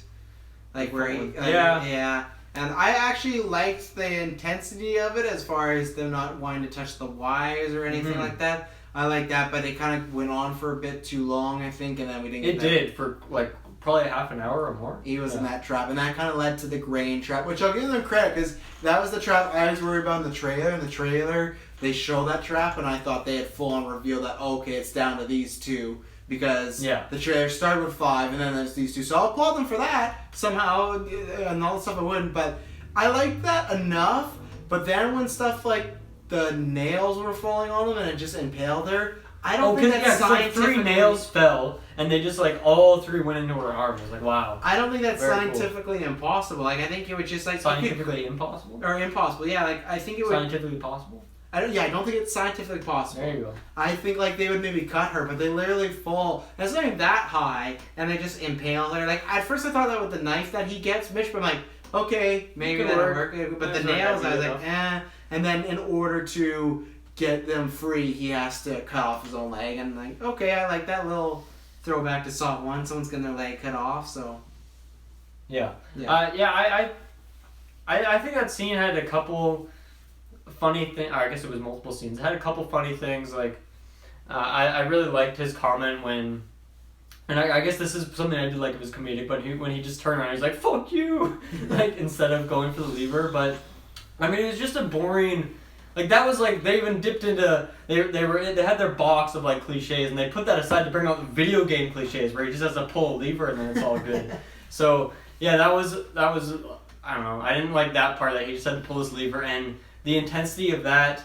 I don't know. I think the intensity of like the visuals of on his leg was good, but I think like the mental struggle of him deciding whether or not to pull the lever, like I didn't think that worked for me. Like the tension of that was kind of poorly done. And I think the only tension for that scene really came for me when Mitch was like putting his hand down to grab that tape because I thought that something was gonna like I thought the tape was like on some sort of weight and when he picked it up it would like chop his arm off or something and I was like, oh, that could be interesting, but then they didn't, so I don't know, I kind of like that because it was like the it was kind of countered what I expected. Yeah, like I think they even could have made that lever of him having to decide between, hey, if you pull it forward, you can just save yourself and your leg, but if you go back, you're gonna lose your leg, but you'll save them, you know, because I kind of had the whole feeling he's gonna pull it no matter what, so that's where that mysterious... Eventually. Yeah, because these guys aren't just gonna die there and he's gonna be sitting there, right? Mm-hmm. So, Taylor, what did you feel about those combos of traps? I thought it was kind of pointless. I mean, the whole trap, even the silo trap with the grain, was all based on the fact that someone's gonna walk over to the no exit door. And that doesn't happen. No one's going to pull the switch. No one's going to be able to move forward in the trap. It defeats itself. So. Yeah, I'm trying to think what happens if they go... Because why do they go in the grain thing originally? The door opened up. Yeah. But originally, the two main doors they're supposed to go through had arrows pointing to that, and that's where they were looking at. But then Ryan was like, oh no, I'm going to go through the no exit door. But I mean... So, because after they... Oh, but yeah... Because when they go in that room, the two doors that Taylor just mentioned, like, they were locked because Mitch was trying to pound on them. And then, you know, Ryan does this thing, he gets caught, and there's like a couple scenes where they're just fucking around and like smashing stuff. Yeah. But then, the door just like opens and there's like a bright light, so they decide to go inside. And then it's the classic of you need two people in there to get the tape because it's too high. And the door closes. But I mean... But I'm thinking about then, my question is, so let's say Ryan doesn't go to no exit. I'm thinking about after that trap, because I swear after Ryan pulls that lever, another door opens and that goes to the blender trap. So the thing is, like, if you don't find... Like, that's what I'm trying, I can't remember, but if let's say Ryan doesn't go there and they don't go in the grain trap, how do they progress forward? I think I kind of got the feeling that... Well, and this does happen, that there's someone like watching them actively and like doing things. Yeah. Right? Because even when, I feel like when Mitch, or I guess I should say when they put the needle, and we didn't talk about this one actually, when they put the 3 needles into Carly's neck, right. How it just lets go. Like there's no activation there. Like someone would have had to hit like a button or something, right? Yeah. Unless it was like they are supposed to hang there and then it just lets them go after like 10 seconds or something. Which, I mean, usually it's because they do something to... Yeah. What did you guys think of that one, actually? The Carly one? The Carly backstory and the 350, which is kind of funny because that's like the internet meme, you know, is the 350, you know? I liked it all right. I didn't like that the whole thing was this girl, so she's a purse snapper. She takes this girl's purse and then the girl runs after her. Purse snapper? She takes care of the purses? Kidnapper, I guess, you know. But like, so the girl that she took the purse from runs after her and she has asthma, so she just starts to die in the street and then Carly decides not to help her. One, I just didn't like that it seemed like this girl who got a purse stolen would run after her for quite a while and I don't think that would really happen, but okay. And sure, severe asthma, I guess. Yeah, she lets her die. I like the whole thing with the needles and whatnot. I thought it was very convoluted the way Jigsaw explained it when he's like, you know, one of this is acid, one of these is the antidote, and I don't know even what the third one was. I can't even remember, but it was just like, okay, so she has to kind of guess. And the thing was, I didn't like at all when they're getting pulled up and they're just the like, third one was just like a neutral. Okay. Yeah. So the next one, like when they're getting pulled up, and they're like, you have to decide, and you have to admit your sins, and you got to decide what we're all gonna die. And she's just like, fuck no, I'm not gonna do it. And it's just like What? I get it. Yeah, I get it. But in this, if you're thinking about the odds of life, you're either gonna be hung or you have a 33% chance of surviving, Yeah. right? So it's like, clearly, I get it, it's the fear thing, but it didn't come off well written, and the whole thing of him, like, shoving in her neck, okay, I get the characters were mad at him after, but it's like, you guys are gonna die, he did save you, and I like the way she died to a point. I like that her eyes were super red and blood was coming out of her ear. The second her face started to, like, morph and, like, I guess they're trying to say, didn't like that. They should have just made more just internal, mouth coming from her blood, the eyes. I thought that was great. And then they were a little over the top. Yeah. I think, I don't know, it's weird because obviously Anna's the character's name? Yeah, the main character. Yeah, she was kind of had the more logical sense and, well, maybe not logical, but she was listening to what Jigsaw had to say and like his rules and stuff. Carly, obviously not necessarily, but I feel like for her, if she saw that one that said 350 and she's like, oh, I have a connection to that one, to me that would say like, oh, okay, this is the one and it's safe. Or like, I don't know, I should take this one rather than two things that I have no idea what they are.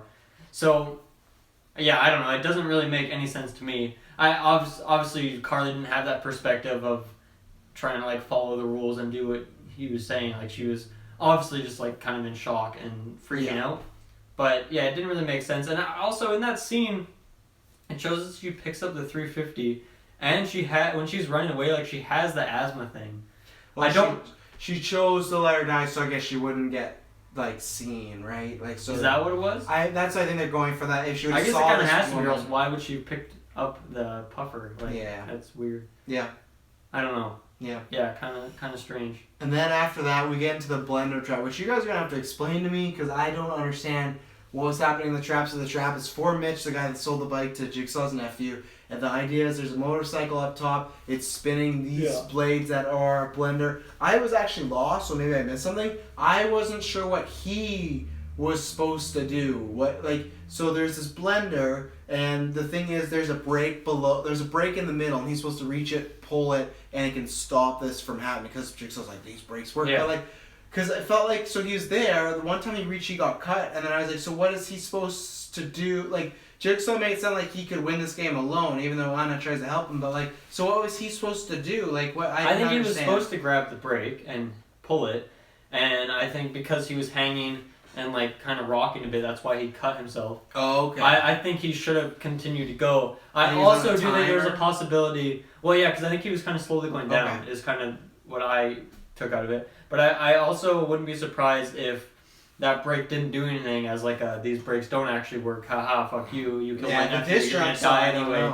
I kind of got that perspective because I don't think that Anna was supposed to Assassin's Creed that shit. No, just fly up there, yeah, and like do that big leap. And in that, you mentioned this when we were watching the movie too, but when she jams the thing in there and stops it, like, and he's just like, yeah, he's just cheering like, dude, grab the brake and use it. Like, so dumb. I don't understand why that made no sense to me. And Taylor, before you go, that trap is when we were talking about in the live chat, someone brought up CGI. That was my least favorite moment of the movie because when they did like the inside shot of him and then the blades, those blades look so bad. They didn't even look like blades. They just looked like some CGI bizarre. Star Wars weird stuff. Like that trap, because I saw a couple like fans after, like in the forums I looked and just like, that was my favorite trap. Like, that's one of my least favorite traps ever. It looks so fake. It looks so bad. It didn't work for me at all. And like I said, even then... I kind of like the idea. Yeah, even then for me, it's like maybe I misunderstood what he was supposed to do. But I feel like they didn't do the tension well of him. They didn't really show him like slowly going down. It was just him always in the blade. I'm kind of assuming that he was getting slowly going down. I don't actually know if that was the case. Yeah, Taylor, what did you feel with the blender trap? Before I get to that trap, I just want to say the $3.53. How did Jigsaw specifically know the exact amount?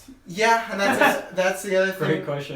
And she got away, right? So something like that. So it's just like that's where the Hoffman thing when it came in. Like, oh, maybe she was arrested, but yeah, this was just like the Ryan thing of like, how did he know? Because even if there was like something on the news of like this woman got mugged, like they wouldn't know that she had $3. They wouldn't know how much money she had, like in random change in her purse. Yeah.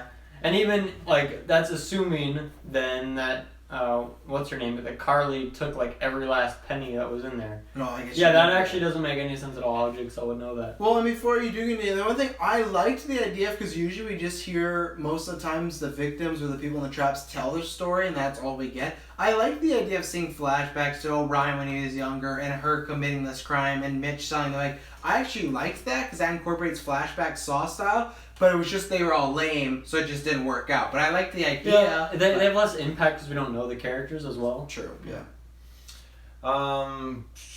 What was the Blender Trap? Blender Trap, yeah. So, Big blend. I mean, Vitamix. I didn't Vitamix. Ooh.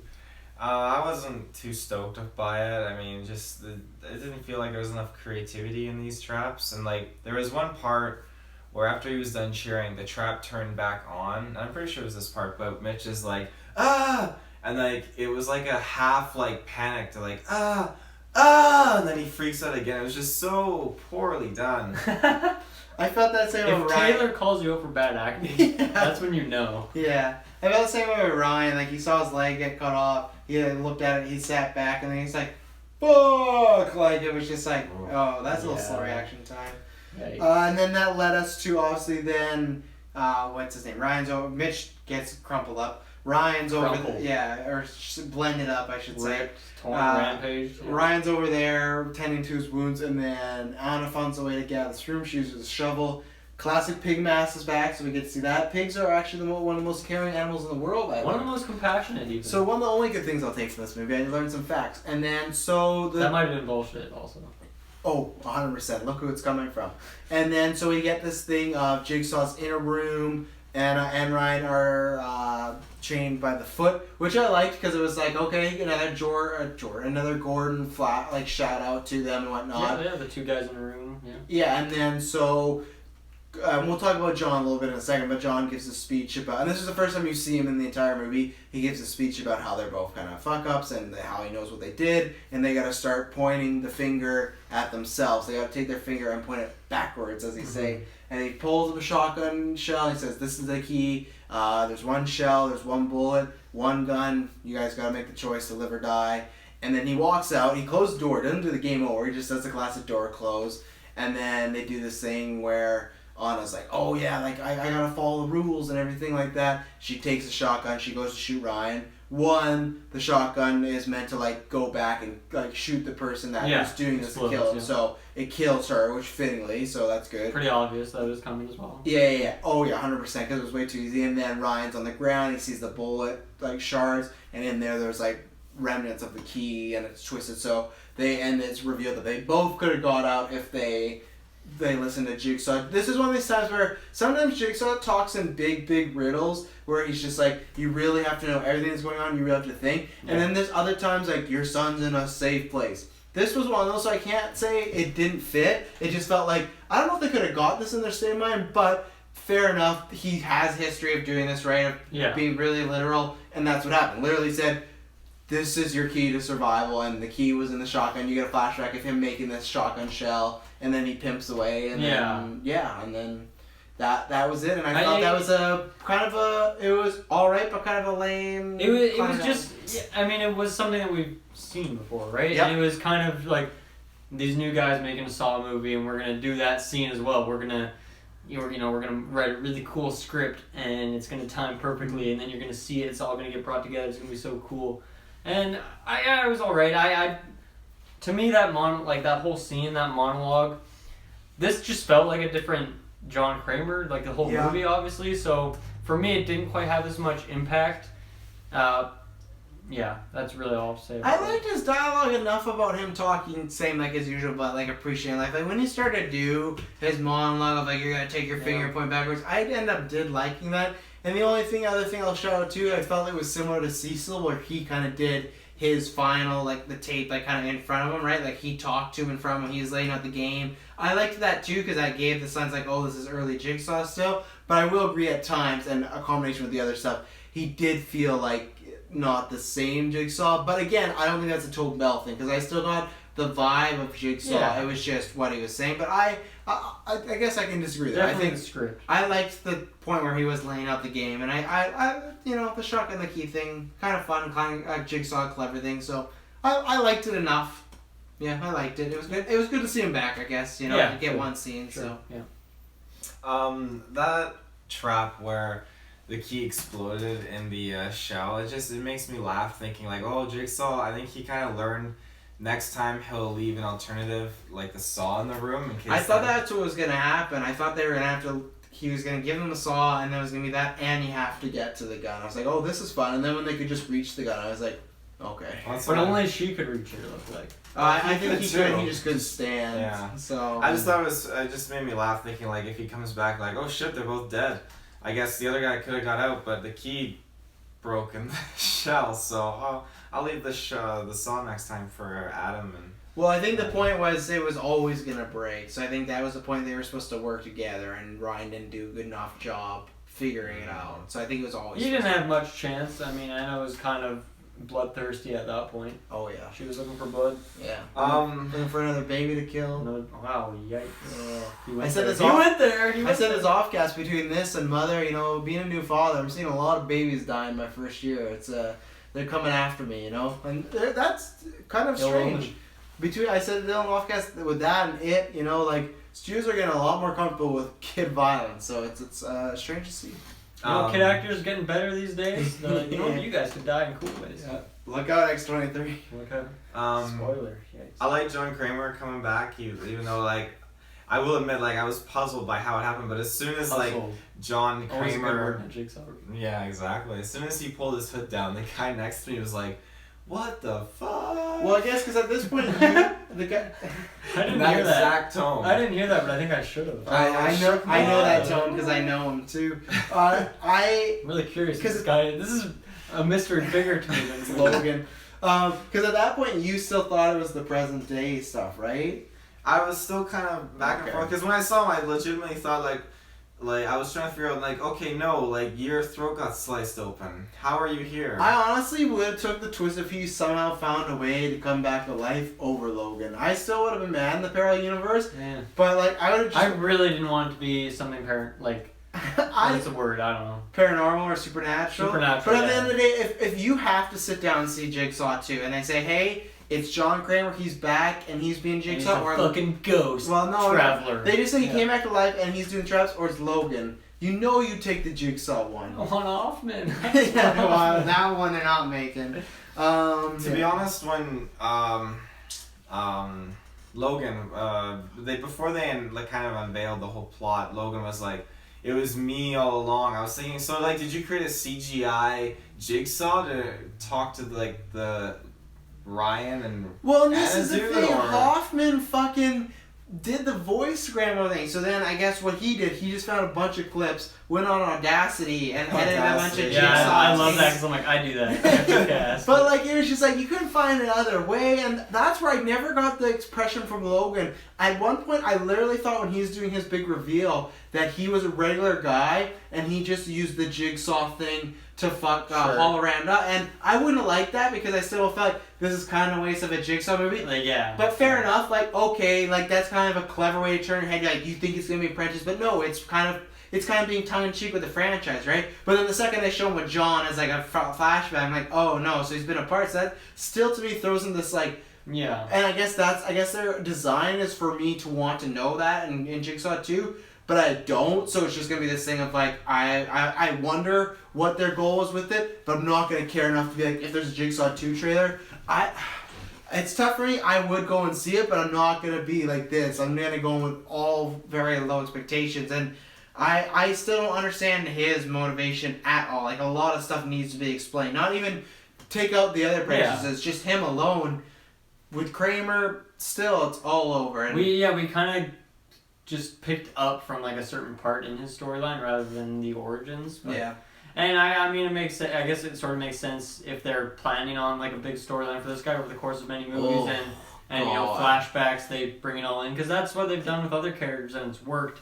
It just for this movie, it's harder to weak foundation. It's hard to be down with that because you have so many new characters. You have almost exclusively new characters. Yeah. You know, you have Jigsaw, the classic, but then just like a couple name drops of people from the rest of the movies.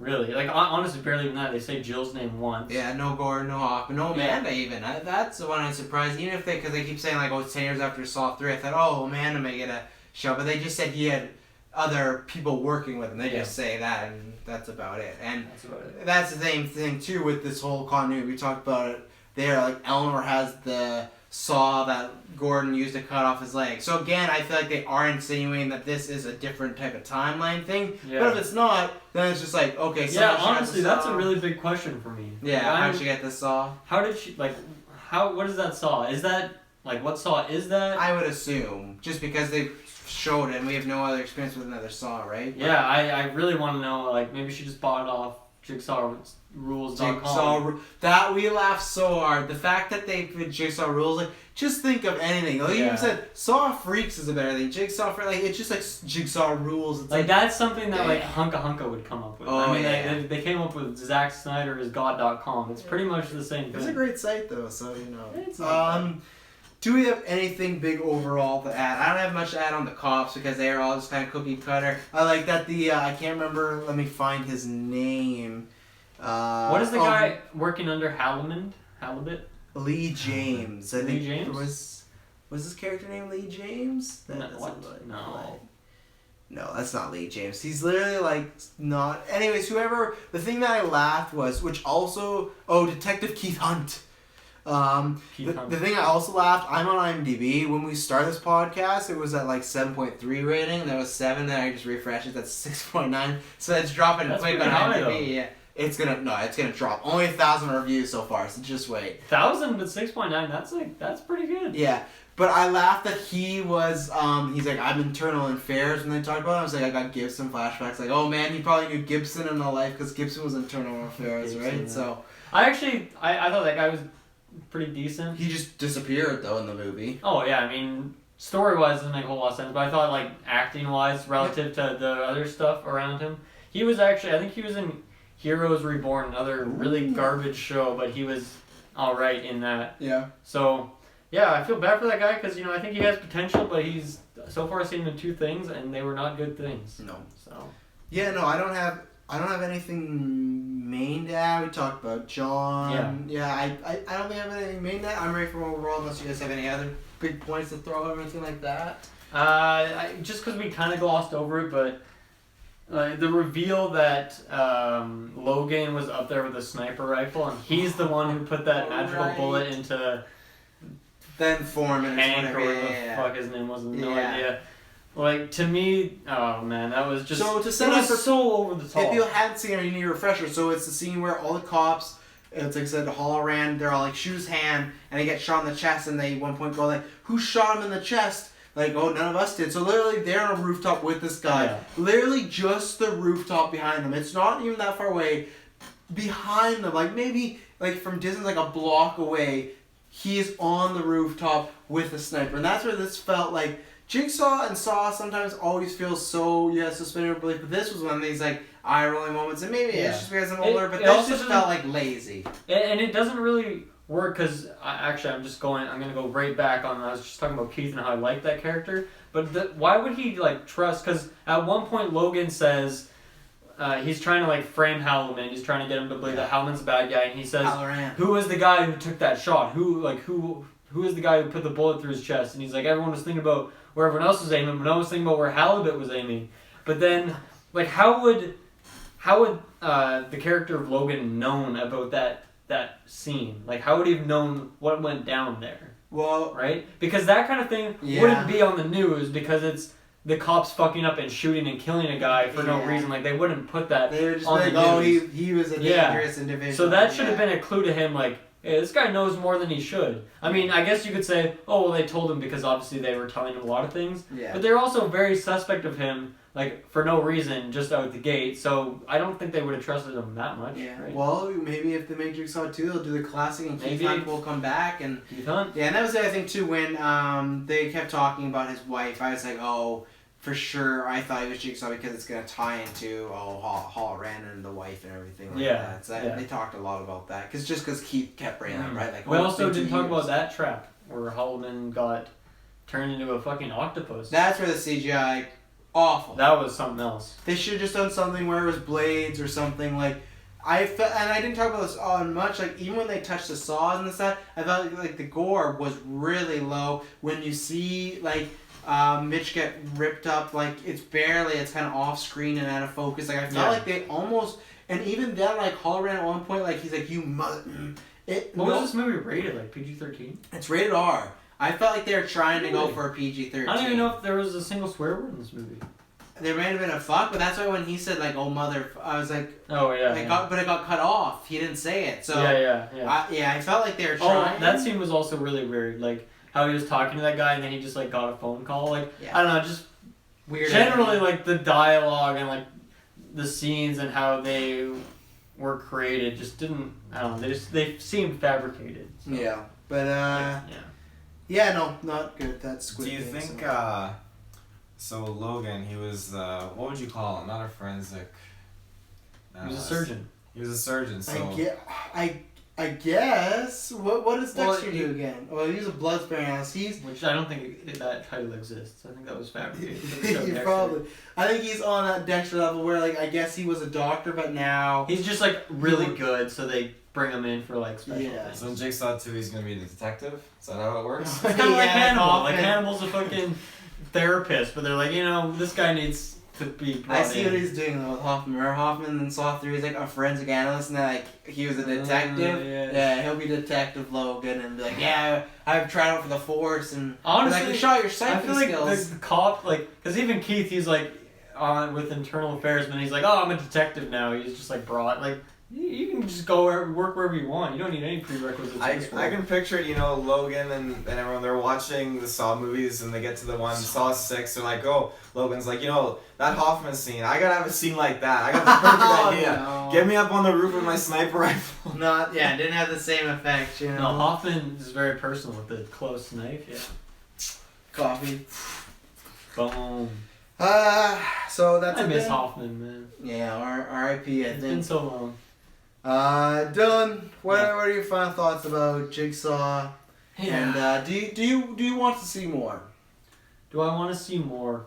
I kind of want them to make Saw 9 and continue with that storyline. Yeah. Not like even if Hoffman's not in it, but like give me some more Gordon. Oh yeah. I don't know. There's still some characters kicking around that didn't die. Actually, that might be a lie. I think pretty much everyone died. But do I want to see more?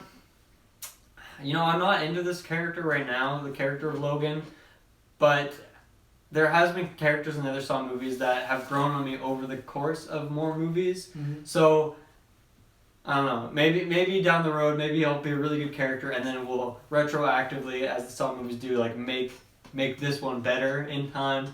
But the thing is, I've watched all of these movies in the last 2 months, so my time frame of like my hype levels, it's been very condensed. So if I have to wait like 2 or 3 or 5 years for Jigsaw 2, and it's just him and it's like an alright storyline, it's kind of building up slowly. Yeah, I don't have time for that. Like my needs for Saw movies are like I can just go watch the next one, but now I can't. Now I actually have to wait like a significant amount of time. So welcome to the club. Welcome to the club. I'll be on sawfreaks.com. But yeah, I mean you heard it all. Like I don't. There's not really much I like about this movie. I think Eleanor as a character was decent. And they could have done more with her. And I think Anna for the most part was pretty good. And character-wise, like even Jigsaw just didn't feel like the Jigsaw that I know and love from the other movies. Yeah, this movie, I think you said it really well, Travis, that it just feels like a poorly done fan-made movie, and I think there's a lot of truth to that. The storyline obviously didn't have the impact that any of the other Saw movies had, just because the things they added in there are after the events of the last movie and before the first movie, so it's not really connected to the movies. It's just like, oh, technically we're in that world and we're technically a Saw movie. Yeah. This is a movie I don't want to say I'll never see it again, because maybe maybe I'll watch it again on Netflix someday with the perspective of having seen it and knowing what the twists are, and who knows, maybe it'll be better because I have liked some of the other Saw movies after seeing them multiple times. Mm-hmm. But I don't think I'd recommend this movie to. I don't know. I'm trying to picture who I'd recommend this movie to. I can't picture any of my friends that I think you'd like this movie, just because, regardless of it being a Saw movie, it's just not a very well done movie in and of itself. So, yeah, this movie's pretty disappointing for me. I'm not too bummed on it. Like, you guys are probably a lot more bummed than I am, just because of what I was just saying. Of like, I've seen all these movies so recently, so it's not like I've been waiting a long time for this movie. 7 years. I've been waiting for this movie for like a week and a half. So to me, it's not a whole lot of build up, and therefore, disappointed. But I've seen worse movies this year as well. So, yeah. Yeah. Well, I feel like to get my rating, I'm going to lay out my scenario here. So, I went in and I sat in my chair, and You did. That's exactly what I did. And the gentleman to my left, who I keep going back to, just because he really ruined this experience for me.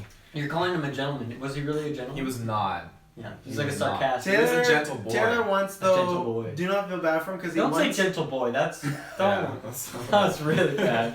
Please never say that again. Taylor once did not ask him to put his phone away or go talk to an usher to get him to put his phone away. So you gotta be on that stuff. I could have asked him to put the phone away, but it wouldn't have made the movie any Because better. think about how embarrassing it is for that guy when he has an usher come talk to him and tell him to put his phone away. Like, that's It's awkward. different if he's like a row down, but he's like right next. So if I'm sitting there and the usher He just is comes up, glaring at you the whole movie. Yeah. He has a handsaw. I mean, I don't want. I'm And it's at also Saw. Hoffman. The last thing I want to do is piss off someone watching Saw. I mean, seriously. But I mean, yeah. So he's there, and literally, Tommy Texter. His phone. All I hear is. He didn't make that up. Like, it happened multiple times, and the first time I thought it was part of the movie. I'm like, wow, that's some copyright issues, I think, there. But then, that's a weird crossover. But then looking over. That would have been so sick. That's actually not the weirdest crossover. That would have been so sick if it was real that Jason Voorhees was the new Jigsaw. Jason, you've killed a lot of innocent people. That's who Jason's dad is. Yeah. That could have been it. They always said they were going to make a movie about Jason's dad. Hoffman versus Jason. Oh, But yeah, like In space. his thing kept going off and vibrating, and then he didn't have his phone on mute to the point where every key he hits on his Okay, phone would can we get it? Don't you want to go home and play Assassin's Creed? Get to the movie. So, aside from him heavily breathing, I was. Oh, he just gets right. Now he's heavily breathing. This Besides guy's going into Saw trap. besides him touching himself. You were texting that Jigsaw movie. Oh yeah, Jigsaw. But yeah, the movie The movie, when it started off, it had the score, a little bit of a remix score. I thought, this has got me pumped. And then it was the guy running and led up to the guy saying, "It started." I was like, oh, Jesus Christ. So it just started to go downhill. And then I realized, like you said, I found myself rearranging myself in my chair. And I was Just like that. Yeah. just like that. I'm like, wow, I'm on a freaking recliner and I can't get comfortable. I'm so bored. Like, I just was losing my interest, and I mean, aside from a few things where Billy the Puppet's kind of reveal there, and John Kramer's reveal, and just some a couple nostalgia, kind of. some nostalgia. Seeing some of those traps was pretty cool. How she got them, I don't fucking know, but She made them. She made them, yeah. I assume she got some of them though, off of black market or something. Off of Jigsaw Jigsaw rules. Jigsaw rules. I've really been conflicted.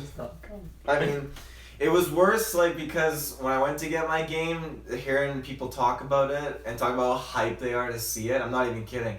I was thinking, just what the fuck?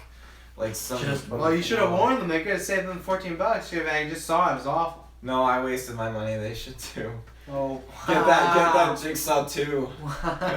You should have recommended it to them then. Yeah.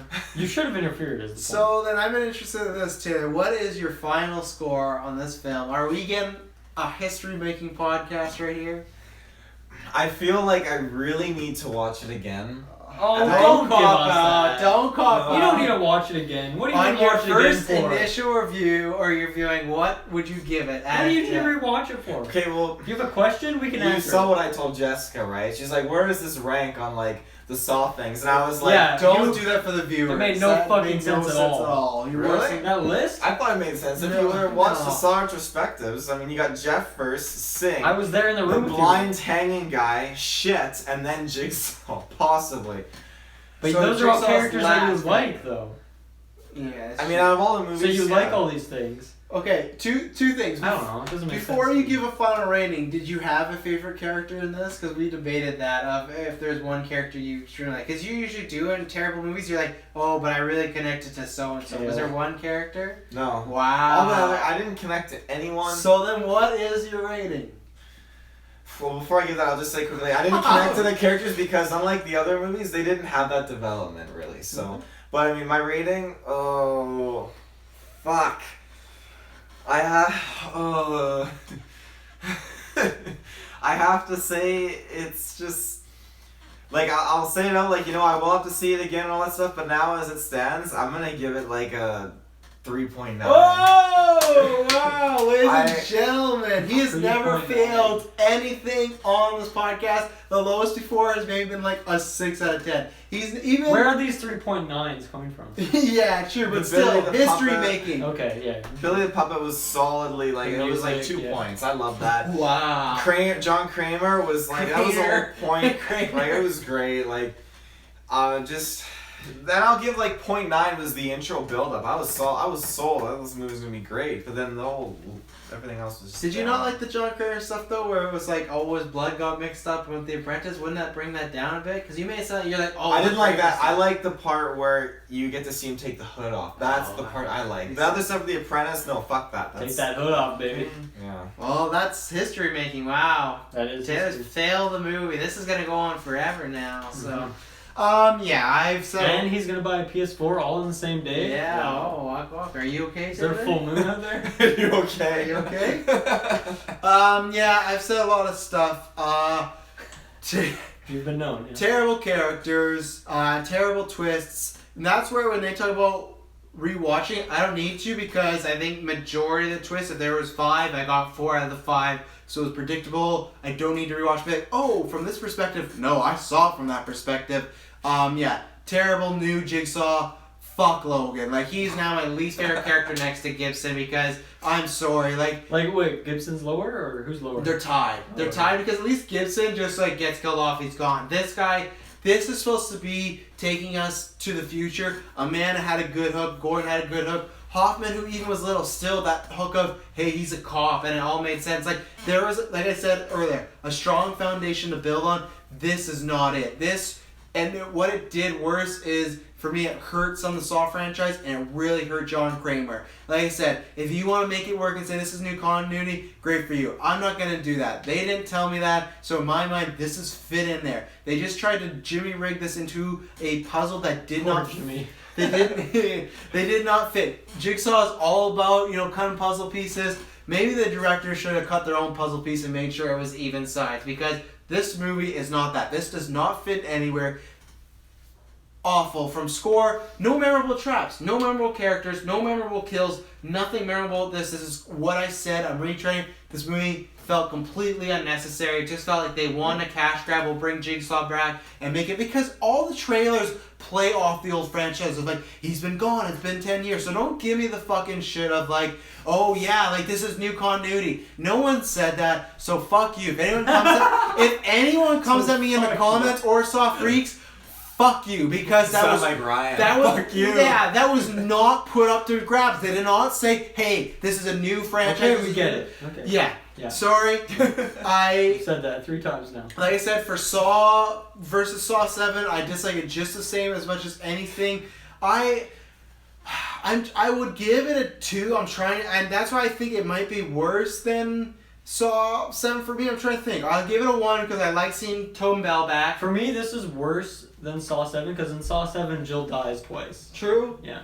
Yeah, I will give this a 1 because the only thing I truly enjoyed was seeing Tobin Bell back for a scene. But even then, they kind of killed that in the end. So I like seeing him back. Yeah. I like seeing Billy, but there was not much. Yeah, so this is my least favorite song. I never thought I'd say that. I said on the Jigsaw preview, I doubt this will be as bad as Saw 3D. Well, sometimes kids, be careful what you say, what you put out there, what you wish for, because it might just turn your thumb back on you. So You speak from Your the thumb? dead. That was your thumb? That's awkward. Like, what are you doing with your thumb? yeah, I speak from the dead. Yeah, and the dead is my brain cells after this fucking movie. Seriously. And like I said, go back and listen to all retrospectives. I love this franchise. It's probably my top 10 favorite franchise. I love this like nothing else. So this hurts me, and I guess what I've asked them, I just want a reboot. Let's ignore this. Let's carry on. Let's just get someone else to play Jigsaw. Let's just start it over and go that way. Or like Dylan said, just do a Saw 9. I don't want a Jigsaw 2. Let's not continue this. Fuck Logan to hell. So Get some more backstory on the nephew. That's what I want to know about. Where do you get that $600 to buy a motorcycle? Yeah, seriously. He stole it from that lady's purse. That's why she only had $350 left. That's the story I want. He was already gonna put his nephew in a trap.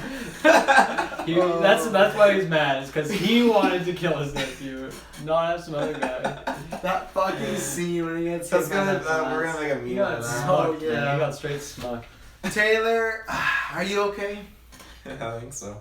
Well, if you're okay, can you share where all the links are to all our stuff? Yeah, the links did it. to this and all 7 other Saw retrospectives, which are based on some much better quality than what you obviously just seen in the theater. So, with 6.9 your on IMDb, man. 6.9. Let's see if it's dropped in all since you continue. So, yes, with your internet connection, if you are okay, you can... no new reviews No yet, new though. reviews. So You can go onto Google, and on Google, in the search bar, you can type in Facebook, and in the Facebook search bar, you can type in GeekVerse Space Podcast. And when you do, you will find all of this awesome content.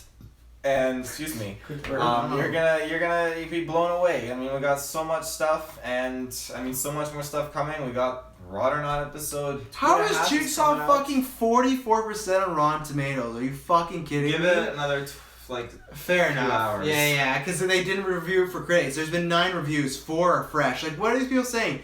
This is a capable enough Saw sequel, definitely better than parts 4, 5, and 7. Fuck you. No, it's not. The traps are much higher tech than John Kramer's old Rusty Rube Goldberg machine traps, but they remain true to his spirit, anticipating your every move before you even knew they'd make it. That's what's important. Fuck you.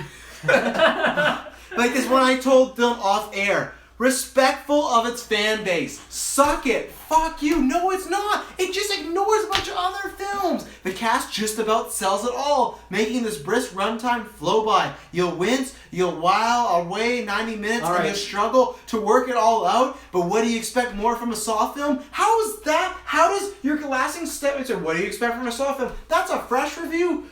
Fuck everybody. Fuck this movie. You do the links. I'm out of here. Well, yeah. Okay, so after you check us out on Facebook, you can find us on Twitch, YouTube, Patreon. If you want to send us some of your hard-earned change that you find lying on the floor. hard-earned change, $3.50. That's all we ask. We should make a tier. Honestly, $3.50 or $600. You can take. No, we're not gonna remember this movie. But yeah. Twitter is GeekVerse Cast. Everywhere else is GeekVerse Podcast. Go to our website that has links to absolutely everything, and then some. Stream, yeah. There's lots of streams. Next weekend. Huge 24-hour stream for the BC Children's Hospital. Starting Saturday, sometime in the morning. 9 a.m. Pacific time. Pacific time. Be aware, there is an hour change coming up, so. During the 24 hours. During the 24 hours. We're only doing 24 hours, so I think it's 23 hours. It's actually 24 hours. I should come back for this though. And until next week, which will be our Thor Ragnarok review for the last time, maybe ever. Game over. No. I can't remember what it is. What is it again? Speak for the dead. We 1, 2, 3. We speak for the dead. How? Who wrote that? Who was like, I cracked the code. What the new line's gonna be of the franchise? I speak for the dead. Oh.